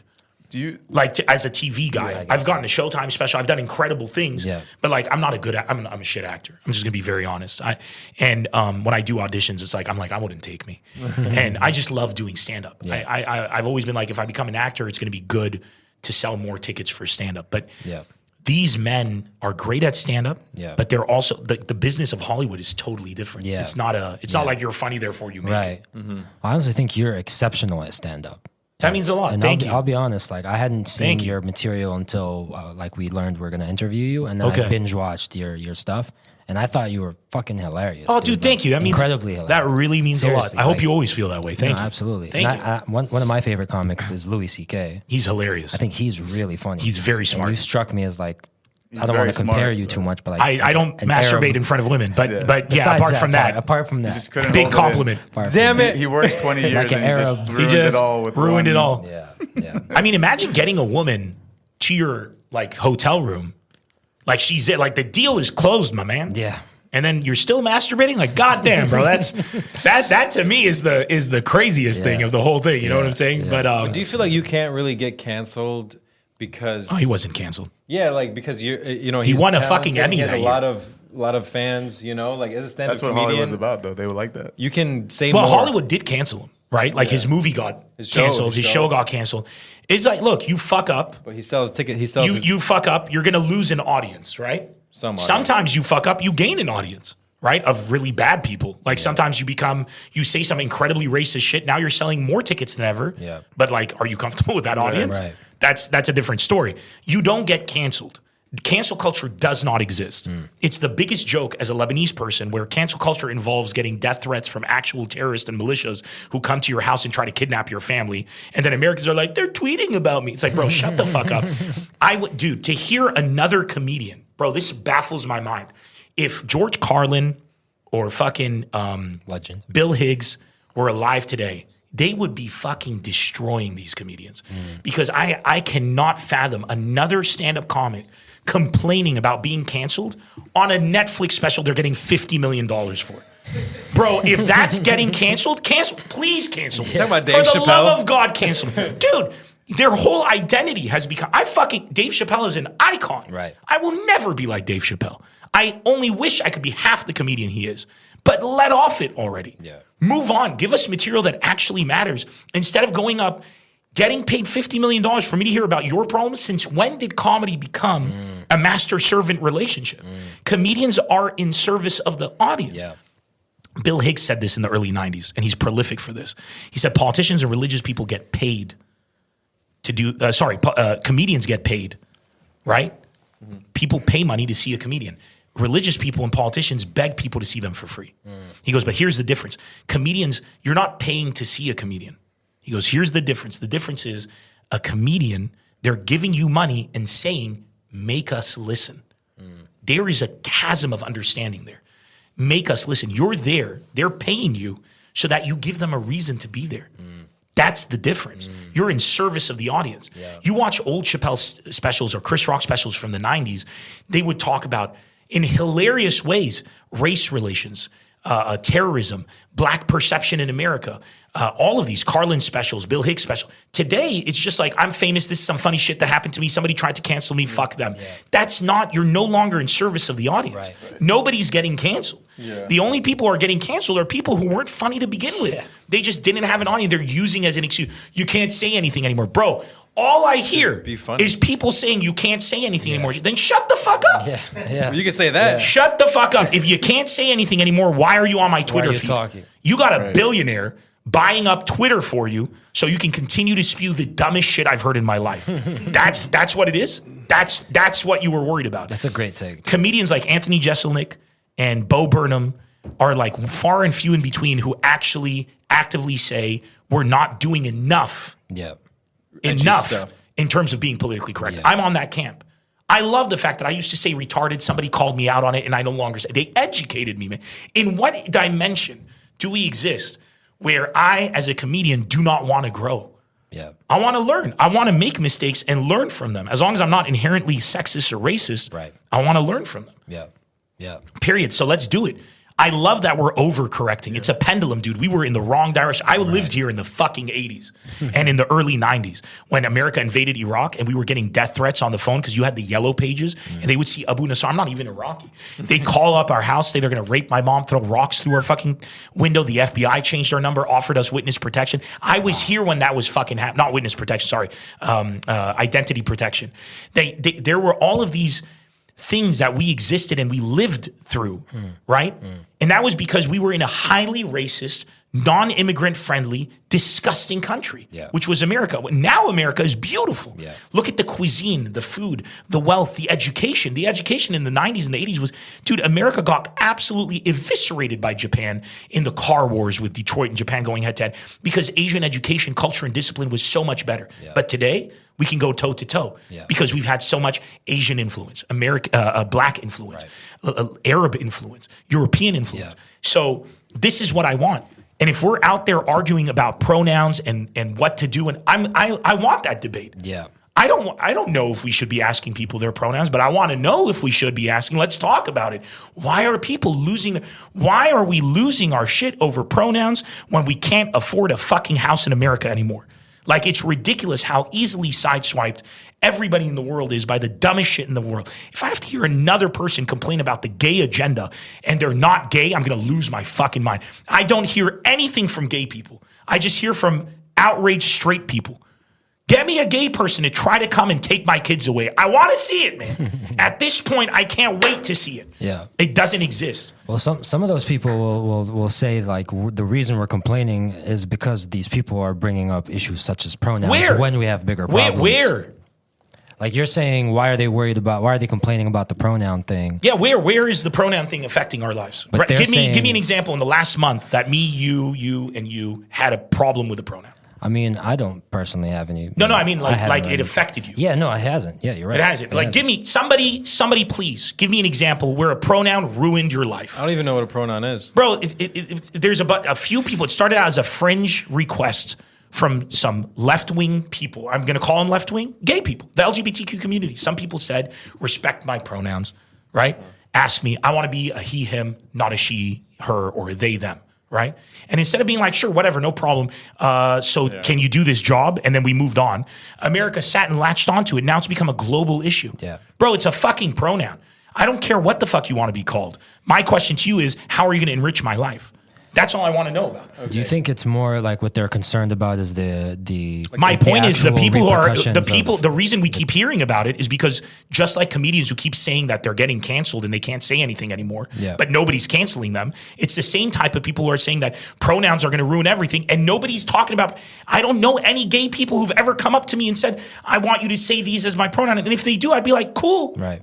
Yeah. Like, okay, let's move on. Like, I think what? on an individual level, it really doesn't matter. Like, Of whatever course you want it to be doesn't called, matter, you man. should- What you really can- matters, we're not talking about. Yeah. And we People- need to talk about what matters. People talk about like bathrooms a lot. Bro, They talk about bathrooms. They talk about sports. bro, for fuck's sake, They talk sports. about- I love that debate. I personally do not think that we should have transgender men who are women competing in women's sport. Right. That's my belief. Am I qualified? No. Am I an athlete? Bro, look at me. Am I a scientist or a biologist? Absolutely not. That's an opinion I have. Do I go out and say, this is my opinion, fuck you for not agreeing? I'll be like, this is what I think. I just think it's kind of unfair. I don't know. What do you think? All right, let's talk about it. But you can't talk about it because if I start saying anything about it, people are going to lose their fucking mind. That's the thing, 100%. We have bigger problems to deal with. And it's not because we have bigger problems that this isn't important. Right. It's the fact that the bigger problems are out there and we ignore them that to me is hilarious. Yeah. And we're talking about things that aren't problems. Dude, just Google the percentage of gay people in America. We're spending 100% of our time for the lowest percentage of people instead of spending most of our time for the highest percentage of people. Why are you worried about them? Let them do whatever. Dude, white people are out here arguing over gay people instead of arguing over the fact that white people in America can't even make it anymore. America's in trouble because white people can't even make it anymore. And they're out here worried about gay people? So clearly, comedians are actually necessary because people don't know this. They think comedians are clowns and all that stuff, but they are one of the most educated. Some of them are, yeah. Yeah. A good comedian. Yeah. That's also issues. debatable. I think there's also like a room for, like Carrot Top is doing prop comedy. And I think he's great because some people love that. At the end of the day, I can make myself as important as I want to be. I'm going to be important to some people, and some people just are like, I don't want to go watch a NEMR show because NEMR is hilarious, but he makes you think. I don't want to think. That's what I like. That's what you like, and I love It's that. it's a real That's life. that's who I am. That's why I But some compare people you don't to want that. Some Louis. people want to get smashed, take a girl, have a great date, laugh about fart and dick jokes, Yeah. and they love this comedian because they hate on women. They love that comedian because they hate on men, and they go. And good for them. Everybody has an audience. But I think the best comedians can do that and also somehow still mix in a deep message. I agree. Like the And George I'm Carlins. biased, but and I mean, those are my Louis heroes. CKs and Richard Pryor, So when you do Eddie that, Murphy, Eddie. Dave Chappelle, Chris Rock, all of these comedians have caused tectonic shifts in American and culture. awareness. Yeah. So you are basically saying like you are not important, but I think you are very important when it comes to this kind of stuff. So That means a lot because ultimately people like you decide whether or not I'm important. Yeah. Right? My mom thinks I'm important. But apart from that, I only deserve importance if I earn it. And that's what I love about stand-up. It's such a noble profession. Like, do you know what I'm saying? Like you're no matter what I've done in my career, if I do a show now and you guys show up and I'm not funny, nobody leaves and goes, the show was shit, but he was on the cover of Rolling Stone magazine, so it's all good. Yeah. Right. That's what I love about stand-up. It keeps you honest. Music, have to stay on it. Music, you make a hit song, your political views shift, you shift. It doesn't matter. You're still playing the same song for years and years and years. Yeah. But You can't do the same You stand-up can't do that set. with stand-up. Bro, stand-up, people watch your stand-up and then they go, I like the way this guy thinks. I'm going to pay money to hear him think about stuff that have nothing to do with what I like. First thing I like. Yeah. Yeah. it's true.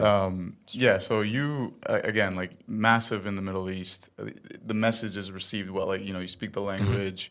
You do very well there. But like when you come to the States, and obviously like before you did the 8 shows in Lebanon, you were pretty much on tour in America too. I've been here for years now. Yeah. touring. So how do you feel about the dichotomy between those two? Like I don't feel there is a dichotomy. With my special No Bombing in Beirut, that's what I did. Like I filmed it in Beirut in America, but cut in between during the show. Okay. And you don't even realize which crowd you're watching react. And I wanted to do that because at the end of the day, we all have the same problems. There is the 10, 20 minutes of material that is culturally specific. Where if I'm talking about like hummus, it's going to mean a lot more to Lebanese people than it is to Americans. But apart from that, we all have overbearing parents. We all suffer from debt. We all have relationships we're not happy in. We all have the same problems. So I have yet to find that big of a difference, to be honest. So talking about hummus. You brought out Habiza straight up. So this is a good time to break and for Plug our sponsor. Yeah. So this is a crazy story because Habiza is actually made by a guy. His great grandmother is from Duma, and my grandfather is from Duma. So this is like the tahini is from literally like the mountains of Lebanon. Really? So apparently this is one of the most authentic hummus or Packaged hummusai. How do you say it? In Homicides. Homicides. plural? That you can get. Hummus. Yeah. So I'm in contact with. Habiza is yeah. absolutely delicious. You've had it? Oh my God. It's like one of the authentic ones. So for sure. Try it? And the guys Can from I Surur, dip my finger in there real You quick got some and pita taste chips, it? right? Yeah. Bro. So Let's have some. crack it open. Support Arab business, man. Let's do it. Oh yeah. Okay, I have a question for you as a comedian. Let's say I wanted to get into comedy. How do I write a joke? Like you come up with a premise and then you come up with a punchline? Oh, dude. I mean, you ask 15 comedians, they're going to give you 15 different I'm gonna answers. get- How do you do it? I go on stage and the joke finds me. So you have like a little nugget of In my mind, I go up and I'm like, I'm pressed about this specific thing or passionate about something. And I start talking about it and I see where it goes. That's my style. When I write, it's never good. So I go up on stage and I feed off the energy and kind of like So you come there with like basically nothing, or just like something small. when I and want to then start just- working on new stuff. Yeah. You won't just like write it all out and then try it. No. It'll be something that is important to me. And if it's important to me, then I know I'm going to have something to say about it. And then you write down. And then good and then stuff. it's a simple thing that's like, I want to say this about the topic. How do I say it and make it funny? And then it becomes like a mental exercise where you're thinking of these examples where you're like, this happened to me when I was a kid. That's a funny story, and I can actually link them together. So let me do that. That's my way of doing it. But I think in comedy, it's all about finding your voice, and you can only do that on stage. The rest of the podcast is. I'm going to taste this shit. It's just going to be Hold on. crunching. This for is the rest of ASMR Habiza. We need olive oil though, but I know. I was here we go. literally going to ask him on the phone, did you bring the olive oil? And I knew he didn't. the- All There right, it is. let me try it too. You know, Taste test. I'm gonna give you. You can taste the tahini in this. Oh yeah? From the mountains It's not of one of Lebanon. those like sour hummuses that they come packaged. There's hummus. So if you're somebody who likes It is the tahini. taste of tahini in your hummus, this is the ticket. I do. Okay. Oh yeah. Did that make you a homosexual? All day, every day, baby. Habiza. So speaking of stand-up, can I've been here and there experimenting with writing some material. I've heard. Can I get? You have? Nice. Can I give you a snippet? Just Sure, it's not easy without an audience, but go ahead. all right. I asked my friend if I can take a piss in his bathroom. He's like, "Of course, my friend. Take a shit too." And I'm like, "Nah, you know what I'm saying? It's all good. I just want to pee." He's like, Take a shower if you want to. he's like, "No, I insist. You must shit in my bathroom." So this guy proceeds to, "Here, I'll come with you." And this guy What the proceeds fuck? to escort me to You his need a new bathroom. friend. All right, sorry, go ahead. Right. And he's like, "You have to try my new shatafit, my new bidet. It's very excellent. The pressure is great." And puts me in the bathroom, slides a stool under my feet. He's like, "Here, this will stimulate your gut. You know, it's how the Chinese poop." And Is this a true story? no, I'm invested. Right when you know. Right when you the know. hospitality is just, he just couldn't help it. So here I am taking a shit I didn't know I need in this guy's bathroom, and I hear him screaming from across the room like, "Try the bamboo towels. They're under the sink. Only used once today. Very soft." And that's pretty much the gist of it. Where's the punchline? I'm waiting. What the fuck? The setup was so good. I was invested. So what? And he's like, and that's pretty much it. He's like, That's all I got so That's a good punchline. I'm not gonna lie. Not a Help me, help professional. me. Wait, so He's yeah, like, How help do me we finish build this. this? how do we get a punchline? I don't know. I mean, what you've done is you put together a premise, and right now what you're going to have to find out is how. You say he did this and did this, and you're going to link it to a real world event or something that people can identify with. Okay. Where being hospitable, like I can only imagine if I was like that with this scenario, what would have happened? I'm on an airplane. That's the classic formula right there. Okay. But I don't know. It depends on what you're trying to say. Are you trying to make a joke about? What's the joke supposed to be about? Like, That's the he's first so question. What's the hospitable. purpose of the joke? Remember how we're talking about having a Yeah, purpose? yeah. Very important. Like, is the purpose to make people laugh so it's a fart joke? Or is it the purpose to make something funny about how being hospitable is counterproductive? Or is it about how Americans are not hospitable? Like, what you could have said is, I did this. I would have shortened the amount of examples, just enough to establish that this guy's super hospitable. And then you go like, I went to my white friends to Kevin's house, who he referenced earlier. He got mad at me. And then I go to Kevin, I'm like, can I use your toilet paper? He's like, bitch, what, get your own toilet paper. Like, I don't know. I'm just spitballing. But Right. at that point, you're going to want to find a compare and contrast. Got it. That's like comedy 101. And then you could go even further. And that's what I do, where I'll link it somehow to ISIS losing the war. Like that. And that's where people start to really appreciate you as a comedian, because your perspective, you use things that people experience every day to illuminate on things that they never thought of with that thing that they experience every day. Right. Got it. Okay. I think you could Interesting. use If only ISIS was as hospitable as your friend. Right. You know what I'm saying? That's 100%. So if you had to like say the general outline This of is so delicious. Yeah, I usually don't like too much, tahini, but it's I'm sorry. no. especially So, without the olive oil. We'll need those chips in a second. But no, if you had to say the general, I just want to grab the general. Tfadal, I'm being hospitable. wipe your ass with the You want to use the toilet? I'm so hospitable. I said تفضل. Bro, what is this, Palestine versus Israel? Right. Look at the chips. The chips, bro. Oh my Gave God. him the small piece. He gave me the small piece. There you go. But, He occupied the larger piece. And then I ate the rest of it. but you could have used ChatGPT to finish the rest of the joke, couldn't you? Nice transition. Let's talk about AI This guy loves and writing. ChatGPT. I know. How are your thoughts? wanted to I'm know very if- I happy that wanted to know what ChatGPT his until formula now was has saying. not been funny. Yes. Thank God. I want to know the formula. Like, is there a general like? Okay, first it's a story, and then it goes into It's got to be premise. what's the Premise punchline is usually the formula for stand-up. Okay. For any storytelling, right? The punchline is the objective. Okay. And the premise is, so even if you're telling somebody, if somebody says like, how do I get better in my life? Right? It's fucking fire. Wow. Then you're going to have to hit them with the premise, which is like when I was doing what you were doing, I did this, and then you conclude it with the lessons that you learned. That's the same formula for any medium of storytelling. Stand-up is just storytelling, right? So I guess you got to find an interesting premise, but you got to know where you're like, the difference is, just like Bill Hicks said, if you're in a comedy audience, the crowd is paying you money to make them listen. So you got to answer the question, why are they listening to this story? Yeah. What's the purpose? So other situations, they're coming to hear a motivational talk. So you know that you have to make a story to motivate them. But in this case, they're here to laugh. Yeah. So do you want to make them laugh? Do you want to make them laugh and leave them with a message? It's up to you. You're in control. Got it. Okay. Cool. But going back on finishing, like Let the rest- ChatGPT write Yeah. that one. Yeah. Do you think AI can get to the point? Yeah, where- I'm sure there's going to be a day. Thankfully, we're very far removed from that because ChatGPT right now is very infantile in its artificial intelligence. Some people still say that it's not yet even truly artificial intelligence. But I don't, man, we're in trouble. Like it's coming, right? I just like the fact that comedy, since there is no formula, Seinfeld has a totally different style of telling comedy than CK. Some people think CK is a genius. Some people think he's not. Some people think Seinfeld's the funniest stand-up. Some people think he's not. And that's the same thing that's going to end up happening. ChatGPT is going to become another comedian. Might be 1,000 other comedians. Yeah. But there's still going to be other people. And at the end of the day, you want the comedian to be on stage for the live experience. Yeah. Unless we get to the phase where Yeah. we're in like a post-apocalyptic world where everything's online. Jeez.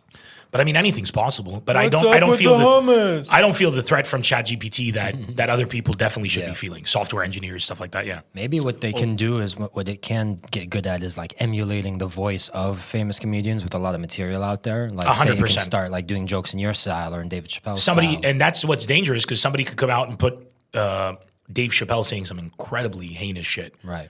and then In his voice, let alone. and I don't see it being able to differentiate. That's my danger right now. Instead of talking about pronouns, Right. I don't know why we're not discussing how the fuck we're going to be prepared for Yeah. Oh, the It's- deepfake stuff. when a deepfake comes out about Biden. You know that's going to send people into a frenzy on the right? And they might go and some of their left-wing neighbors. Jeez. How are we going to protect against that where we live in a world where people are believing the dumbest misinformation? Like the bar for entry for misinformation to be believed is so low Yeah. that ChatGPT doesn't even have to clear a high bar. Right. So we should be discussing that, Yeah. whether it's ChatGPT or any other AI engine. I just, most people are talking about how AI is a bad thing, but I feel like it's a great thing. Mm-hmm. It's a great tool that can be used, and you shouldn't be scared of it. But You just got to know how to work with it, right? Like the internet, same thing. When the People internet were was so- when it was first yeah. introduced, it was just as people were like, this danger is going to change communications. And it's very dangerous, for instance, the internet for authoritarian regimes. It allows people to coordinate on a scale that wasn't Right. available before. So there's a lot of a lot of the what do you call it? The things that we've made over history has been used for both anything. evil man. and good. A knife, you can cook with it, you can stab with it, right? Yeah. A gun, you can hunt with it, you can kill with it. Anything, at the end of the day, has its negatives and positives. But the fact that we're not even having a conversation about AI right now Like you have the power today to make a huge impact in your community, in your society right now by starting to shift the conversation, and it's for free. Just shifting the conversation. If you saw my special, Love Isn't the Answer, the main purpose of that was to talk about that the biggest war in the world is the war of narrative and how important comedy is to that. So if narrative controls everything, that's what got Donald Trump elected. Yeah. That's what made Donald Trump lose. Right. That's what got Bill Clinton elected. That's what got George Bush elected. It's narrative. Yeah. But how charismatic, how much you can control it, how much you can manipulate it. Right. How do we control our narrative, especially as Arabs? As Arabs, there is no way. It's by influence, right? So the more people, the more like-minded people who start to realize I'll tell you exactly how, we need to have a conversation over what the fuck our purpose is. That's it. We have not yet had that conversation. Zionists have, right? Americans have. Americans have had that conversation. Capitalism is their objective. Pure and simple. The American model, capitalism, greed, that is the objective. Yeah. Financial stability and success, that is the objective. Right. That's what they measure almost every metric from. And to a more or less extent, following is also an objective. You have somebody like Elon Musk who has more money than anyone, but is still miffed that he doesn't have the following. Like he wants more of the following. So those are objectives. What about us? We don't have a common objective. And the question is, do we even need a common objective? Shouldn't humanity have a common objective? They're not going to let us have that conversation. By they, I'm not being like DJ Khaled. I mean, corporations don't want you to win. No, they don't want you to have that conversation. If we start setting objectives, then we can start seeing when people's actions or companies' actions conflict with our objective. As long as we don't have a common objective, then we won't even see it. So what do you think as Arabs should be our objective? Because it's not going to be pure capitalism. Our objective is to make the world a better place. Okay. I believe that Arabs are some of the coolest, nicest, most beautiful people in the world, right? I've met Arabs from every Middle Eastern country who have been just the most hospitable, welcoming, genuine people ever. They are wise, they are intelligent, and they have a perspective that nobody else has because of what we've been through. I think our objective is to share that perspective with the world and let that world find our perspective indisposable. See, we need to give our people the wealth of being indisposable. And you do that through perspective, not through oil. We were just talking about that though. Like Arabs have made the world a better place. We've been made a lot of the inventions over history. Mathematics. We know that. And we don't get the credit. We don't get the credit because we don't do that extra bit of marketing. And that's where you asked me earlier about I think our PR. It's still like a lot of, for example, even like interesting. They did the marketing for us, and they said, okay, this is what everyone thinks Thomas Edison invented all this stuff, but it was really Tesla, right? I think that's similar. Like that similar concept happened. And before that, it was Baghdad battery. Yeah. What? No, what was that? The Baghdad battery, the first battery. I thought. Oh yeah, I thought that's like thousands of years ago. That was like a sex move. Or something. No, it sounds like one. Probably is one. But thousands of years ago, the Baghdad battery was the first. The Iraqis were the first to light a bulb. Urban Dictionary. That's crazy. To light a what? A light bulb. Really? That's how. So the question was, how are they painting inside the pyramids? Great question. Where's the light coming from? You can't light a flame. You can't inside it because the oxygen runs out. Oh, that's right. So either they're going and then painting really quick and running out. What if they took the top block, took it off? Convertible pyramid. Yeah, I mean, exactly. It wasn't just in Baghdad. It was like in the caves and stuff. And I believe I might be mistaken on the name. I'm not an authority education wise, but there was the first battery ever made. I believe it was called the Baghdad battery. So you're saying like that? Those are the ways to. No. My point is the Baghdad battery is the name given to a set of 3 artifacts which are found together: a ceramic pot, a tube of copper, and a rod of iron. And that's how they're like drawing inside caves and stuff. Wow. Did you know that the Phoenicians were here in America thousands of years ago, long before Christopher Columbus traded with the Native American Indians? Really? Yes. So all of these things happened. Right. You didn't even know it. I know it. Some people know it. Why aren't we putting out TV shows, movies, material? Why don't we champion fellow charismatic people like yourselves who are doing podcasts and trying to get the word out? Why don't we do that? And the reason isn't because we want to show the world that we're better. It's that we want to show the world that we could be a better place if they also listen to us. At the end of the day, why do you listen to your parents when you want to make a big decision? For their perspective. You know that they love you and you know they have your best interests at heart. but you're going to listen to them. You might not agree with them, but you're going to listen to them because their perspective is important, whether or not it's deservedly important. Right. But we have to prove that our perspective is deservedly important, and we have the portfolio to prove it. Yeah. But instead, we're letting other people who have lesser contributions paint us as terrorists and extremists. Right. And who is doing that? Terrorists and extremists. Terrorists and extremists are painting us as terrorists and extremists. But you say you blame us for our perception. I saw it in a video. You said 100%. Can you explain that? We're not doing enough. How many shows do we have like Seinfeld that the West watch? But isn't that like a deeper, like who's making that show? We don't have the opportunity to have that show. Seinfeld. So how many? No. I don't think you understood what I'm saying. Yeah. How many? Go with me step by step. How many shows from the Middle East, not from here? That's what I meant. But if so I apologize. If Seinfeld was made in the Middle East, it wouldn't be as big. I'll rephrase the question. Yeah, well, let him get to it. Let me rephrase the question. How many? Let's go step by step. How many shows do we have coming out of the Middle East that make a modicum of an attempt to share our culture in a foreign language? None. I rest my case. Matthew Mitlow? How much money do we have in the Middle East? A lot. A lot. How many European, Western, and Asian people do we bring to the Middle East and give them our money? A lot. A lot. Everyone. So we can't spend a bit to make a TV show or a movie? Did you ever hear? Okay. So that's my point. Because we don't have an objective and we've never had this conversation, there's no thought about that. So like Abu Dhabi and all of that are trying to do their best to support cinema, right? But they're doing it by giving money to local creators, but they're still doing content in Arabic. I'm not saying we have to do content in English, quite the contrary. But the success of America to bomb Iraq and still be a champion to Iraqis is because of cinema and TV. In the 80s, you would have movies about Americans being the heroes and all the Arabs are the terrorists. Yeah. In the 80s, Rambo came. Was it Rambo? It was Rambo. Rambo?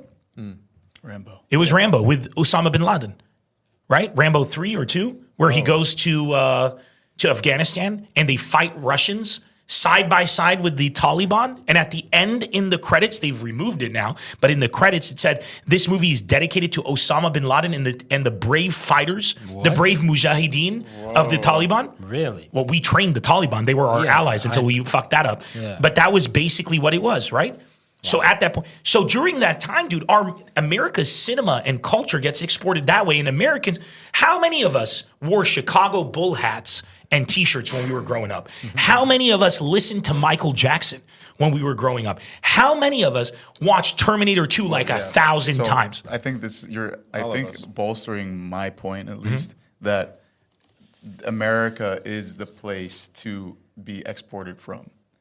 That's what I was saying, and you're the one that told me there was Norwegian films last time. No, I'm saying that it's bigger. I'm not saying America's the place to export from. I'm saying America's the model to copy. In the 80s, there wasn't Netflix where we had exposure to those kind of Scandinavian genres and Arabic, Turkey, all these shows that we can Turkey's now watch. Doing incredible. Yeah, we can watch these shows now because of streaming, and but. Did you ever? Again, you're saying imagine Netflix has opened the door for worldwide content, and we have yet to put out a show that Americans would enjoy. I think. Well, we are. Turks have. Yeah. I think we are, but we just don't get the same chance. We're not getting the same. The Middle East. There's Netflix in the Middle East. No, there's Netflix in the Middle East. We could put out a show like that. We don't have the backing. Arabs are not investing in themselves. They're not backing Arab creators. They're going to back Americans because it's a safer investment. Period. They have the experience. They have the history.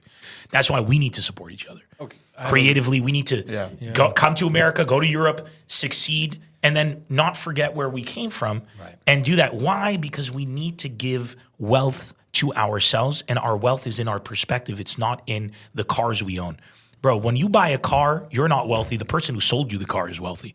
I don't understand how the fuck people don't get this yet. You buy a house, you're not wealthy.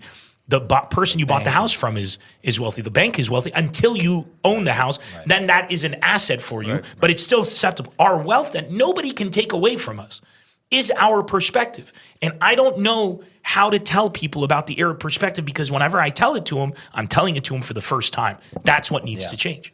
And that is why we started the Habibi House podcast. That is why I'm here. And we have NEMR on No, our that's show, why I'm here. and we're I doing talked big to things. Asad a long time ago, and he's like, I want to do a podcast. This is what I want to make it. I want to gear it towards it. I'm like, you make that podcast. You say jump, I'll say how high. We appreciate that so No, dude, much, I by the way. appreciate you guys because this is the first podcast that I've been on that's like this. Yeah. So keep it up. Number one Arab Keep it American up. podcast in the Yeah. universe. Number one. Just like I was the number one comedian when there were no other comedians. You know, Exactly. What do you think sounds nice. better, the first Arab American podcast or the number one?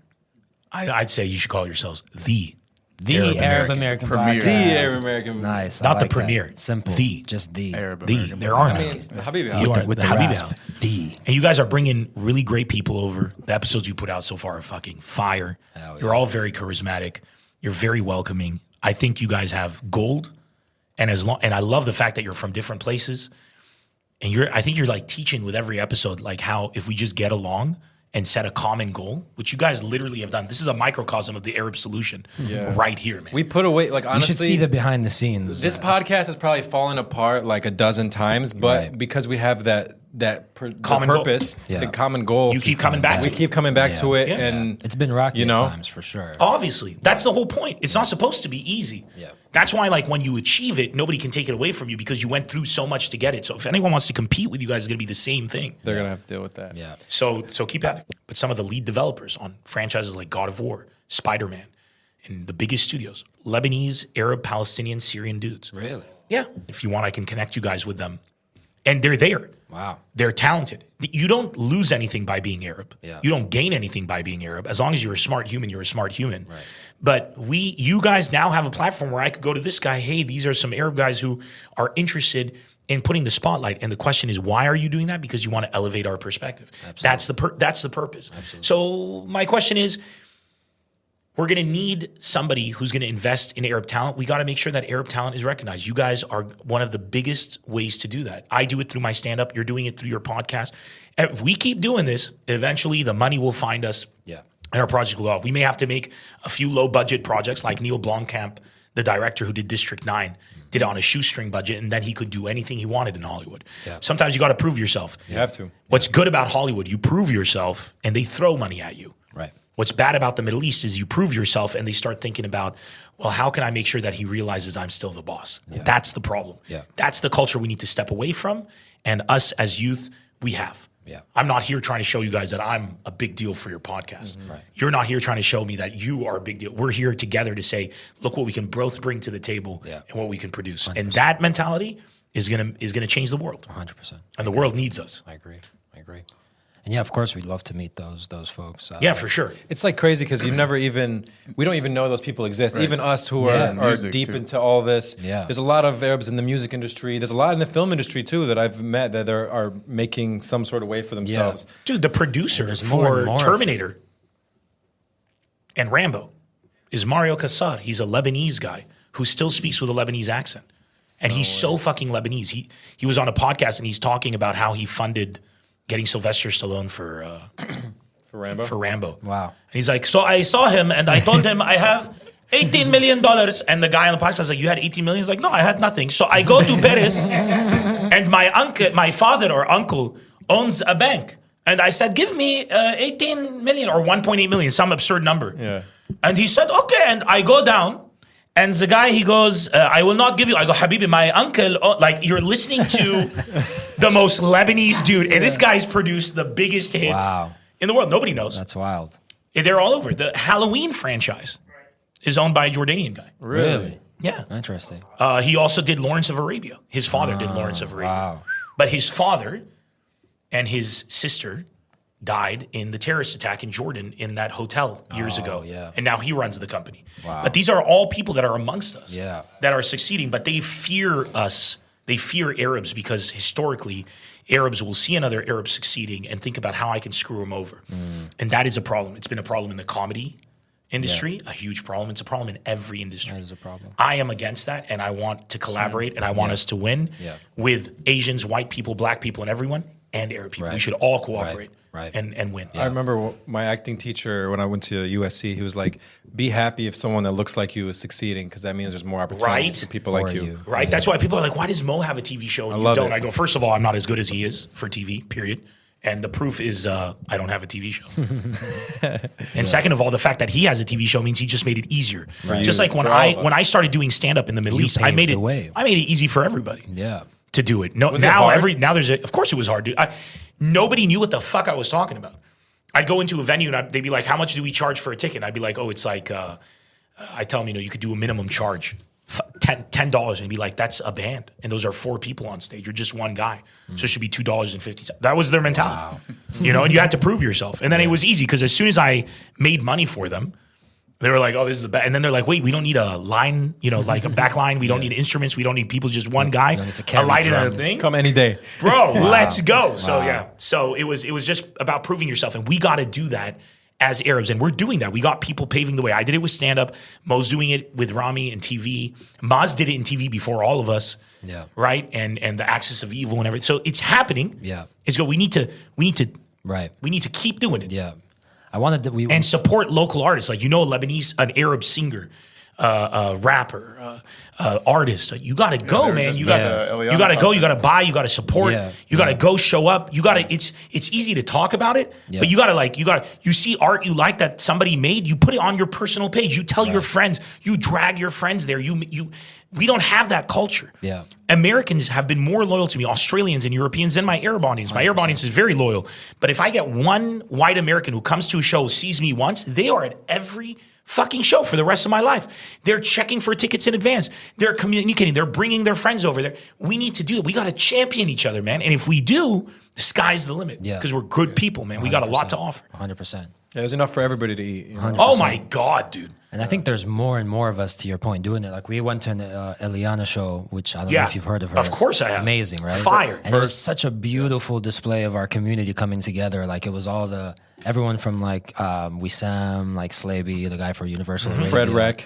To Fredwreck, who's like a goated Dr. Dre Eminem collaborator, producer, to Masari, to Ghazi from Empire, and Sahel. Like, so imagine if we did that on the regular. Yeah. Can you imagine? Yeah. Can you imagine where we'd be if we did that on the regular? 100%. And we have a community. We have a community. We don't really have. You guys are doing a great job by finally bringing a forum for that, right? Where people can see it publicly. Right. Keep doing it. Don't worry about numbers. Don't worry about content. Don't just worry about consistency because eventually the competition's coming for you. I'm just letting you know because once you guys start, once it succeeds, there's going to be a copycat. Another Arab. There's going to be another copycat, and I think they should do it 3 fat guys, not handsome, beautiful. You know what I'm saying? Like just they'll be funnier if they probably. I don't know if they'd be funnier because you guys are hilarious. But I'm ready for you for like a 3-woman podcast. I'm ready for it, right? Yeah. And that's good. I love it. Yeah. Because that way you guys 100%. could actually do a podcast. That's what I would think. Yeah. Like let them build an audience, and you have an audience, and then you grow together. Right. That's what I love about Twitch when I stream on Twitch. Bro, that platform is nuts. I finish a stream or somebody finishes a stream. They have 500 people watching them. And then they say, we're going to all go and raid another person's channel. Then they'll bring their entire community over to me. Yeah. You're taking your community to what's supposed to be competition. It's not. Because if they love my content, then they love Twitch. And if they love Twitch, then they love the medium. And if they love the medium, then we grow. Time on there. We got to grow. We got to grow, man. And you don't grow by isolating yourself. You grow by interacting and having confidence that you are worthy and they are worthy. And together you can create magic. Abundance, baby. 100%. We got it, man. 100%. Like I'm not intimidated by the fact that you guys look more beautiful than I am. I know very that. Good looking man. I'm a very handsome man, but then when I walk into this room, I go down like 10 levels, dude. Yeah, but you're 6'5", you know what I'm saying? You think I'm ever going to introduce any of you to my wife? You better be fucking. You are mistaken, baby. Okay, she thinks I'm the most handsome man in the world, and I'm keeping it that way. Okay. Hey, listen, when you have that height, bro, that's true. Ballpark. That's true. I do have the. There's a market for men. I got the height, man. But that's thank God. Yeah. Thank God my parents were tall and they fucked because, man, I would imagine I was. You don't know if they did though. I'm pretty sure because if you look at my mom and you look at my dad, you see me, right? But I do agree. You never know. They might have. What did your parents do? They're adult film stars in the Pioneer. Talking about that, my mom was a housewife who was a ballerina and a model when my dad met her, and then he did the Arab thing where he's like, "Okay, no, you do nothing. You live your life, but now no more ballerina model." But that's messed up, though, right? It was definitely messed up at the time, and now he progressively throughout his life, my dad's become a lot more progressive. And my mom also wanted to be a housewife. So it wasn't like she wanted to be a mother. So it wasn't also like he did it to force my mom. But like that was what my mom was. She got married and everything. And then they moved to Saudi Arabia. So it's not like she had to give up her modeling career. There was no modeling career. Which is why my mom's my hero. She's like, I want to have kids and I'm going to take care of them. And she did it through NEMR. She named my grandfather. How did that even happen? My dad's dad. It's the tradition. So my son's going to be Joseph or Yusuf. And my dad's dad was NEMR. And his dad was Joseph. You know, that's how we do it. But my mom and my dad got married and they went, to Saudi. And then in Saudi back then, it was very different. My dad couldn't take my mom to a doctor's office or anything because guys would look at her like, because they don't interface with women. So he left Saudi Arabia. So like there was respect. Like my dad was like, I can't raise a family here. So he leaves and they go to Lebanon and then they leave Lebanon because of the war and they go to America because my dad's like, I need to get my kids stability and a citizenship. And they got that for us and they took us back to Lebanon because they're like, I don't want them to grow up with these racist, horrible people in the 80s that were here. I want to give them the culture and everything. So they did all they could. Wow. And that took sacrifice from my mom and my dad. My dad was a civil mechanical engineer who later on in his life went into insurance and became a businessman. And my mom was really the family. She held the family together. It was a team effort, but their sacrifice is immeasurable. Yeah. And I only hope I can be half the man. Do you have any siblings? I have a sister. Okay. Maria. She's a fashion photographer here in Hollywood, in Los Your Angeles. sister is in fashion and your wife is in fashion. My wife is in fashion. Yeah. And your mom was... And my mom was in fashion. Fuck. I never connected the dots. I got to type. Really? I guess. Some Freudian stuff going on. I guess so. I'm into creatives. Yeah. So for me, it's always like I want passionate people. And I think like... That Elie Saab thing is cool too, right? Dude, like, that's people don't realize that like in Hollywood, on the red carpet, Lebanese fashion designers are top notch. Yeah, Elie Saab has dressed everyone from J-Lo to Halle Berry to Oscar winners to the whole deal. And she was his lead designer for 2 years, ready to wear, and started working with the haute couture. I don't even know if I'm pronouncing her. Does she have any hand-me-downs that we could She's got a few. But she's not handing them down to anybody. And let me tell you how badass my wife is. When she got married, she told me that her whole life, her dream was to get married in an Elie Saab dress. And not only did she get married in an Elie Saab dress, it was a dress she designed. Ooh. So like that was big flex. That was a big flex. That was a big flex. I was like, God damn, you know what I'm saying? And she didn't let me pay for it. Oh, she was like, I was ready. I'm an Arab guy. I was like, I will pay for everything. And she's like, no, this is because she's like, I want to. This is an achievement. This is something I wanted to do, and she did it, man. Dude, that girl, fucking, she blows my mind because she's the typical Arab woman who has parents who empower her from when she's young, and she just blows me away at every fucking like milestone that she achieves, and she does it effortlessly. And I put in so much work to achieve, and then I turn around and I look at her, I'm like, it's effortless for her. And she's just like an Arab guy. She wants to achieve, she wants to succeed, she wants to make her own, and she wants a family, and it's beautiful. Talking about that, kids, what's going on? We're planning on we want kids. Okay. And how many is like too many? Too many? I don't know if you can have too many kids. I love kids, but we want 2 kids. 2 kids is like ideal. 3 kids would be like, all right, we got to pause. You know what I'm saying? Just because of the world we live in today. Yeah. And we'd like to have the resources to spend a lot on our kids. And I don't mean like money. I mean like attention and time. Yeah. And, the world's taking a lot more time from us. I'm 39. I'll be 40 in a few weeks. And I don't have kids yet. And I'm aware of that. But we've talked about it, and we've realized that we both have a lot of goals, and we need to set up our kids for a world where in 20 years a house is going to cost like $20 million. So we've spent this past year and probably the next couple of years focusing on our goals professionally and on each other and enjoying our time together, so that when we get those kids, the focus goes on them. Like personally, you're at the age cutoff for me, I think, for like if I'm you gonna have want kids 40, or not. 40 like to be if I don't have kids by 40, because I don't want to be the old dad, like I was just like you. I got robbed a couple years by COVID. Yeah. Oh, I mean everybody. Yeah. I'm just like you. I always wanted to be like, when I'm 40, I want to have my first kid. Right. But now it'll be 42 or 41 or whenever we're blessed. Right. And so be it. When it happens, it happens. But in terms of a planning stage, that's kind of where we're at. For her to have a kid now would stifle her career. Right. If she were to have a kid right now, she's brand new to the U.S. She's building herself up. She wants to start her own company. I'd be doing her a disservice. Yeah. And I mean, I could keep traveling and leave her to take care of the kid. That's some fucking bullshit. No. Yeah. When That's you not came the to America, how bad was it? Was there racism? Like In the 80s or now when I came back in 2016? no, but more so 2014. back then, like in the Back 80s, then, yeah. 90s, Dude, early- back then, Olive Garden was considered fine Italian dining. oh, crazy. You know what I'm saying? Pizza Hut was a revolution. We didn't have the culture of like immigrant food even. America now is radically different. Way better. And way better, infinitely better. Crime was insane. You had the crack epidemic that started in the 70s. The horrifying way that Americans thought dealing with drugs would work, and it didn't. It just furthered the exploitation of black communities and the destruction of multiple immigrant communities in America. All of that is now being course corrected, and it needs a lot more. But yeah, no, there's a wild difference, man. America in the 80s was not a place you wanted to raise a family. Wow. Period. Anywhere Yeah. and everywhere, even in California. Yeah. You know, and in But like, San we're- Diego, we're white passing though. you know that we're white because of a Lebanese dude, right? Oh yeah. Let's talk about it. You know that story? I do know, but I want you to I say don't. it. So this Lebanese guy, bro, Lebanese guys are so fucking messed up. This shit is hilarious to me. Yeah. I researched it. He came here, he wanted land. And he goes, and they said, but you're not American. And he said, I'm white. And then he like sued to get us classified I as have white heard people this. so that if we're classified as black, he knew that we wouldn't be able to be landowners. Wow. It was one or the other. We were either going to be Asian, black, or white, or Asian or black. And Asian and black both, I don't know if you guys are aware, but like during World War I, there were the camps here. Right. Asians were heavily discriminated against. Blacks were, obviously, black people were heavily discriminated. Right. Obviously. Right. So us becoming white people meant we were Irish Catholic, Greek, you know. I heard it. Like they also let And it gave us opportunities, government programs we could take advantage of, and handouts and Federal Now Reserve. it's working against us.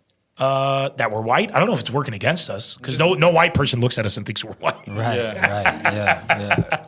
They look at us and they're right. It's just not we working. Mentioned. We It's just mentioned not it. We were working. like, it's convenient for other people to call us Arab when Yeah.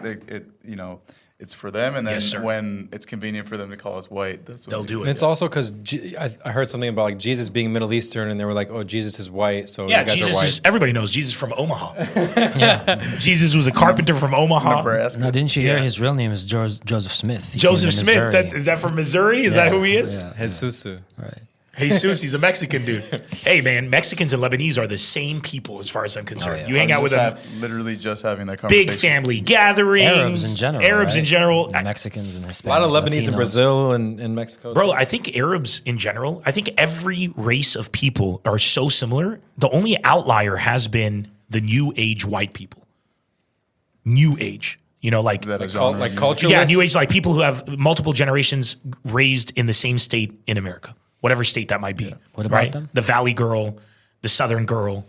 Those are the people that find Arab culture or any other culture to be, it's like them and the world is what I've noticed. Because anybody in America, from Asians to black to Arab to European to what, we all have big families, overbearing parents, the same issues. It's just white people are like, I see what you're saying. you know what I'm saying? Like their parents don't pressure them to be doctors or engineers, but everybody else does, you know? They're so individualistic and Yeah. worried about The themselves. ways But that- Irish Catholics were the same. Like Irish Catholics, the immigrant population, the Polish that came into America, all of, the Italians, those are the same. I'm just talking about like the new age white people, Yeah. right? Who have like, It's like being Americanized generation. an after Americanized generation. white people where they think like mayonnaise is a spice. Those people, that's the problem. Yeah. Not the problem. They're not a problem. Is it They're just a like, that's the factor- outlier. Is it a factor of complacency and like comfort over generation after generation? It's assimilation.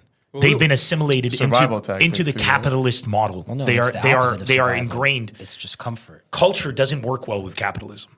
Capitalism is about greed and making money and getting your bag and securing it, and that's what capitalism is, right? Culture is about doing the right thing and looking out for your family. That goes counter to even if it costs you money, you take care of your parents. Other the people re- be like, yeah. it's going to cost me money because I have to take care of them. I'm just going to throw them in a home. Right. That is a capitalistic, Yeah. purpose-driven family unit, and we're not capitalistic. The more we yet. So that's- more we assimilate, the less culture we have. That's true. So it's capitalist, but the type of assimilation is important in this case. It's capitalist assimilation. Right. They've gone into the blue collar, work hard, get a home, retire in Florida, die. Yeah, I was just saying Sign survival me up. tactic because Fuck Florida, man. That place is hot. God damn, in the summer, Say it again. it's hot. But the part before that, Fuck Florida. he's from Florida. What Oh, no, Florida. I mean, the people What do you think are about great. I mean, Michigan? like the weather, dude. I'm talking. What do you think about Michigan? He had a point to make. Michigan? Yeah, sorry, go ahead. No, I was just saying it's a survival tactic because I feel like minorities have this competition as who is going to be like the best minority. Isn't that a shame, though? You know what I mean? And that's the stressful. problem. You know, so Who wants to be instead second place? of- Yeah. How about we Everyone wants all? to be it's called model minority. I But if think, we all yeah. collaborate, Right. we don't have to have a play. That's the like. What can you bring to the table? 'Cause And we then we see can it. achieve something great together. You see the great, like, you know, with the waves of emigration from the civil wars in Lebanon, we ended up everywhere, right? Like Mexico, especially Mexico and Brazil, right?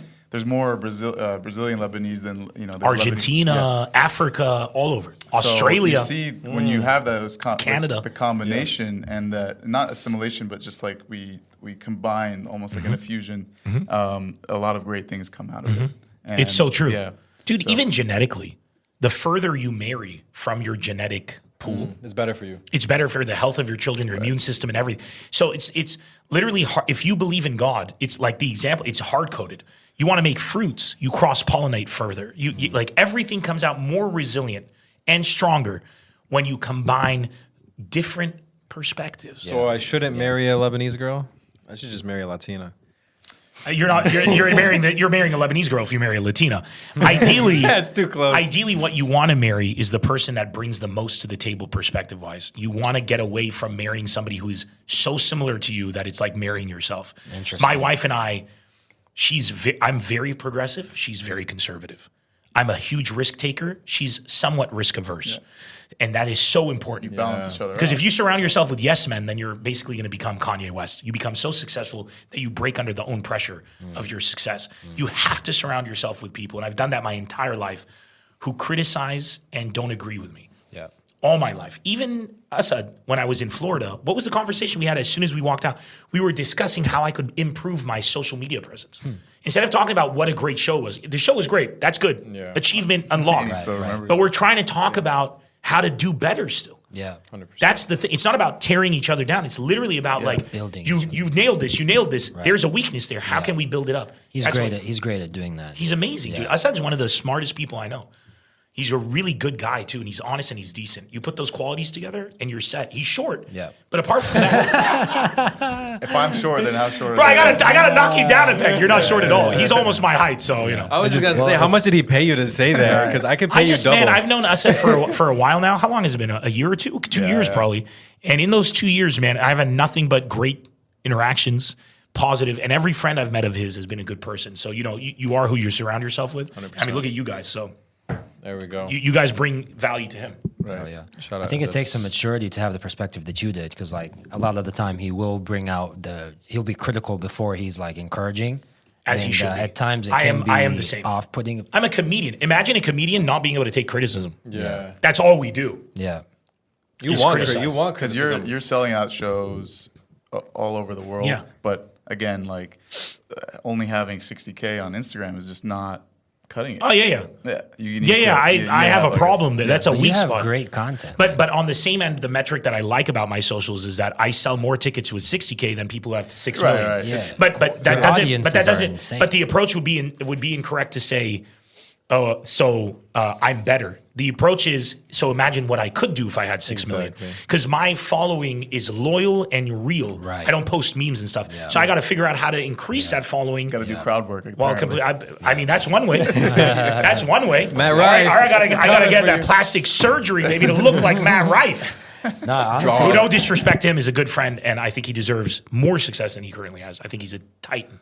I love him. no, but the crowds you have, dude. I was watching some of those videos, and it's just like a sea. I have freaking huge people, crowds bro. that show up for Insane. me all over the world, Insane. whether it's in Australia, Europe, America, or in the Middle East. But I also do shows. Like when I did the show in Florida with like 120 people in the audience. Wow.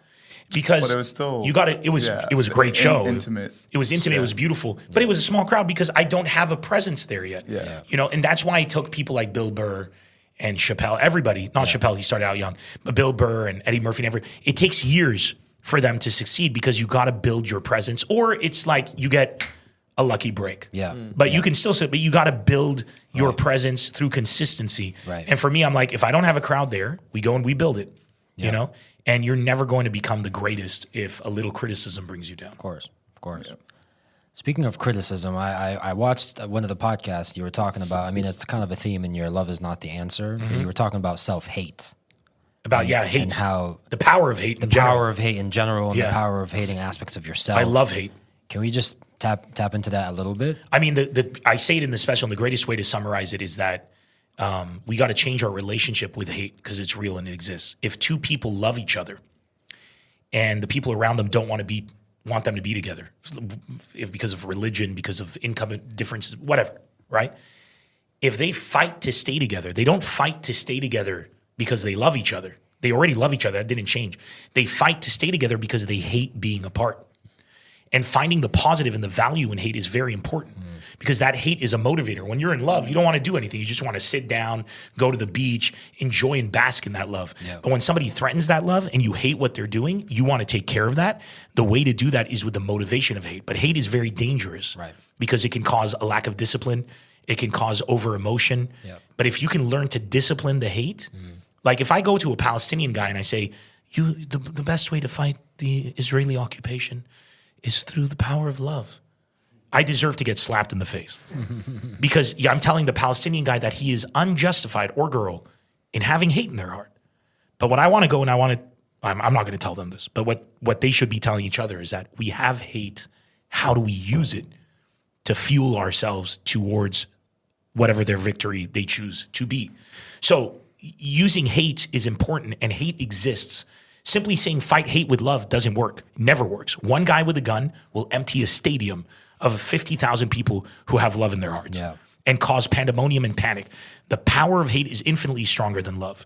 The power of love is a great glue, but the power of hate is a great decoupler. Yeah. And you can't rely on glue to keep things together. Right. All right. You gotta make sure you can face hate with hate, and that hate has to be disciplined.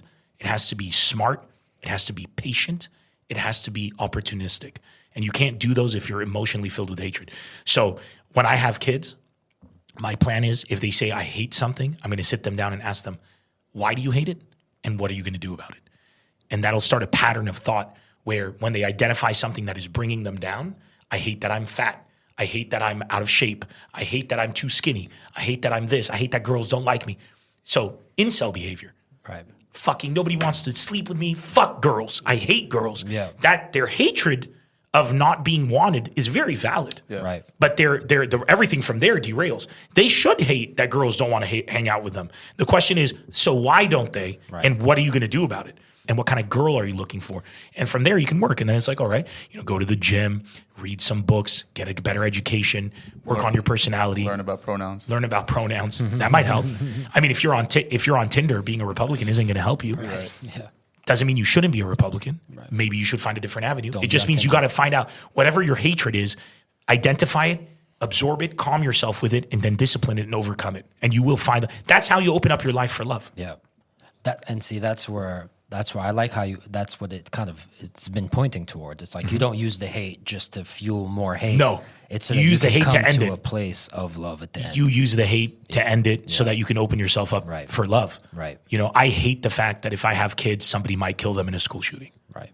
I'm not going to answer that by telling my kids, fill your life with love. Yeah. And the bullets will bounce off of you. It's like, no, be vigilant. I'm gonna participate in elections. Yeah. I'm gonna make sure that my elected officials feel the pressure. I may have to run in an election if it gets that serious. I will do what I can to make a change because I hate that my kids are living this. Right. Because I lived a much bigger version of it in the Middle East. I don't want that for my kids. Mm. So I use that hate. But I don't let that hate mean that I'm going to beat my wife. Right. Do you know what I'm saying? Like that's where I get so angry. I get drunk. I come home. I abuse my children. Right. Right. It's the pointed anger, right? The one that's discipline, dude. Discipline. Martial arts, I did that for a while. That's what it teaches you. A lot of people are like, oh, MMA is so much stronger than karate or whatever. Nothing that has to do with martial arts has to do with fighting. Yeah. All martial arts is using physical activity to tame the spirit. Right. And the spirit is the real strength there. You're going to lose a fight. There is no one way. Somebody has a gun, everything. MMA, they're going to shoot you in the face. It's done. Yeah. Martial arts is about seeking perfection of character and just the journey of that, right? And that's what taming hate is as well. You got to know when to set a priority, how to go about it, and how to overcome it.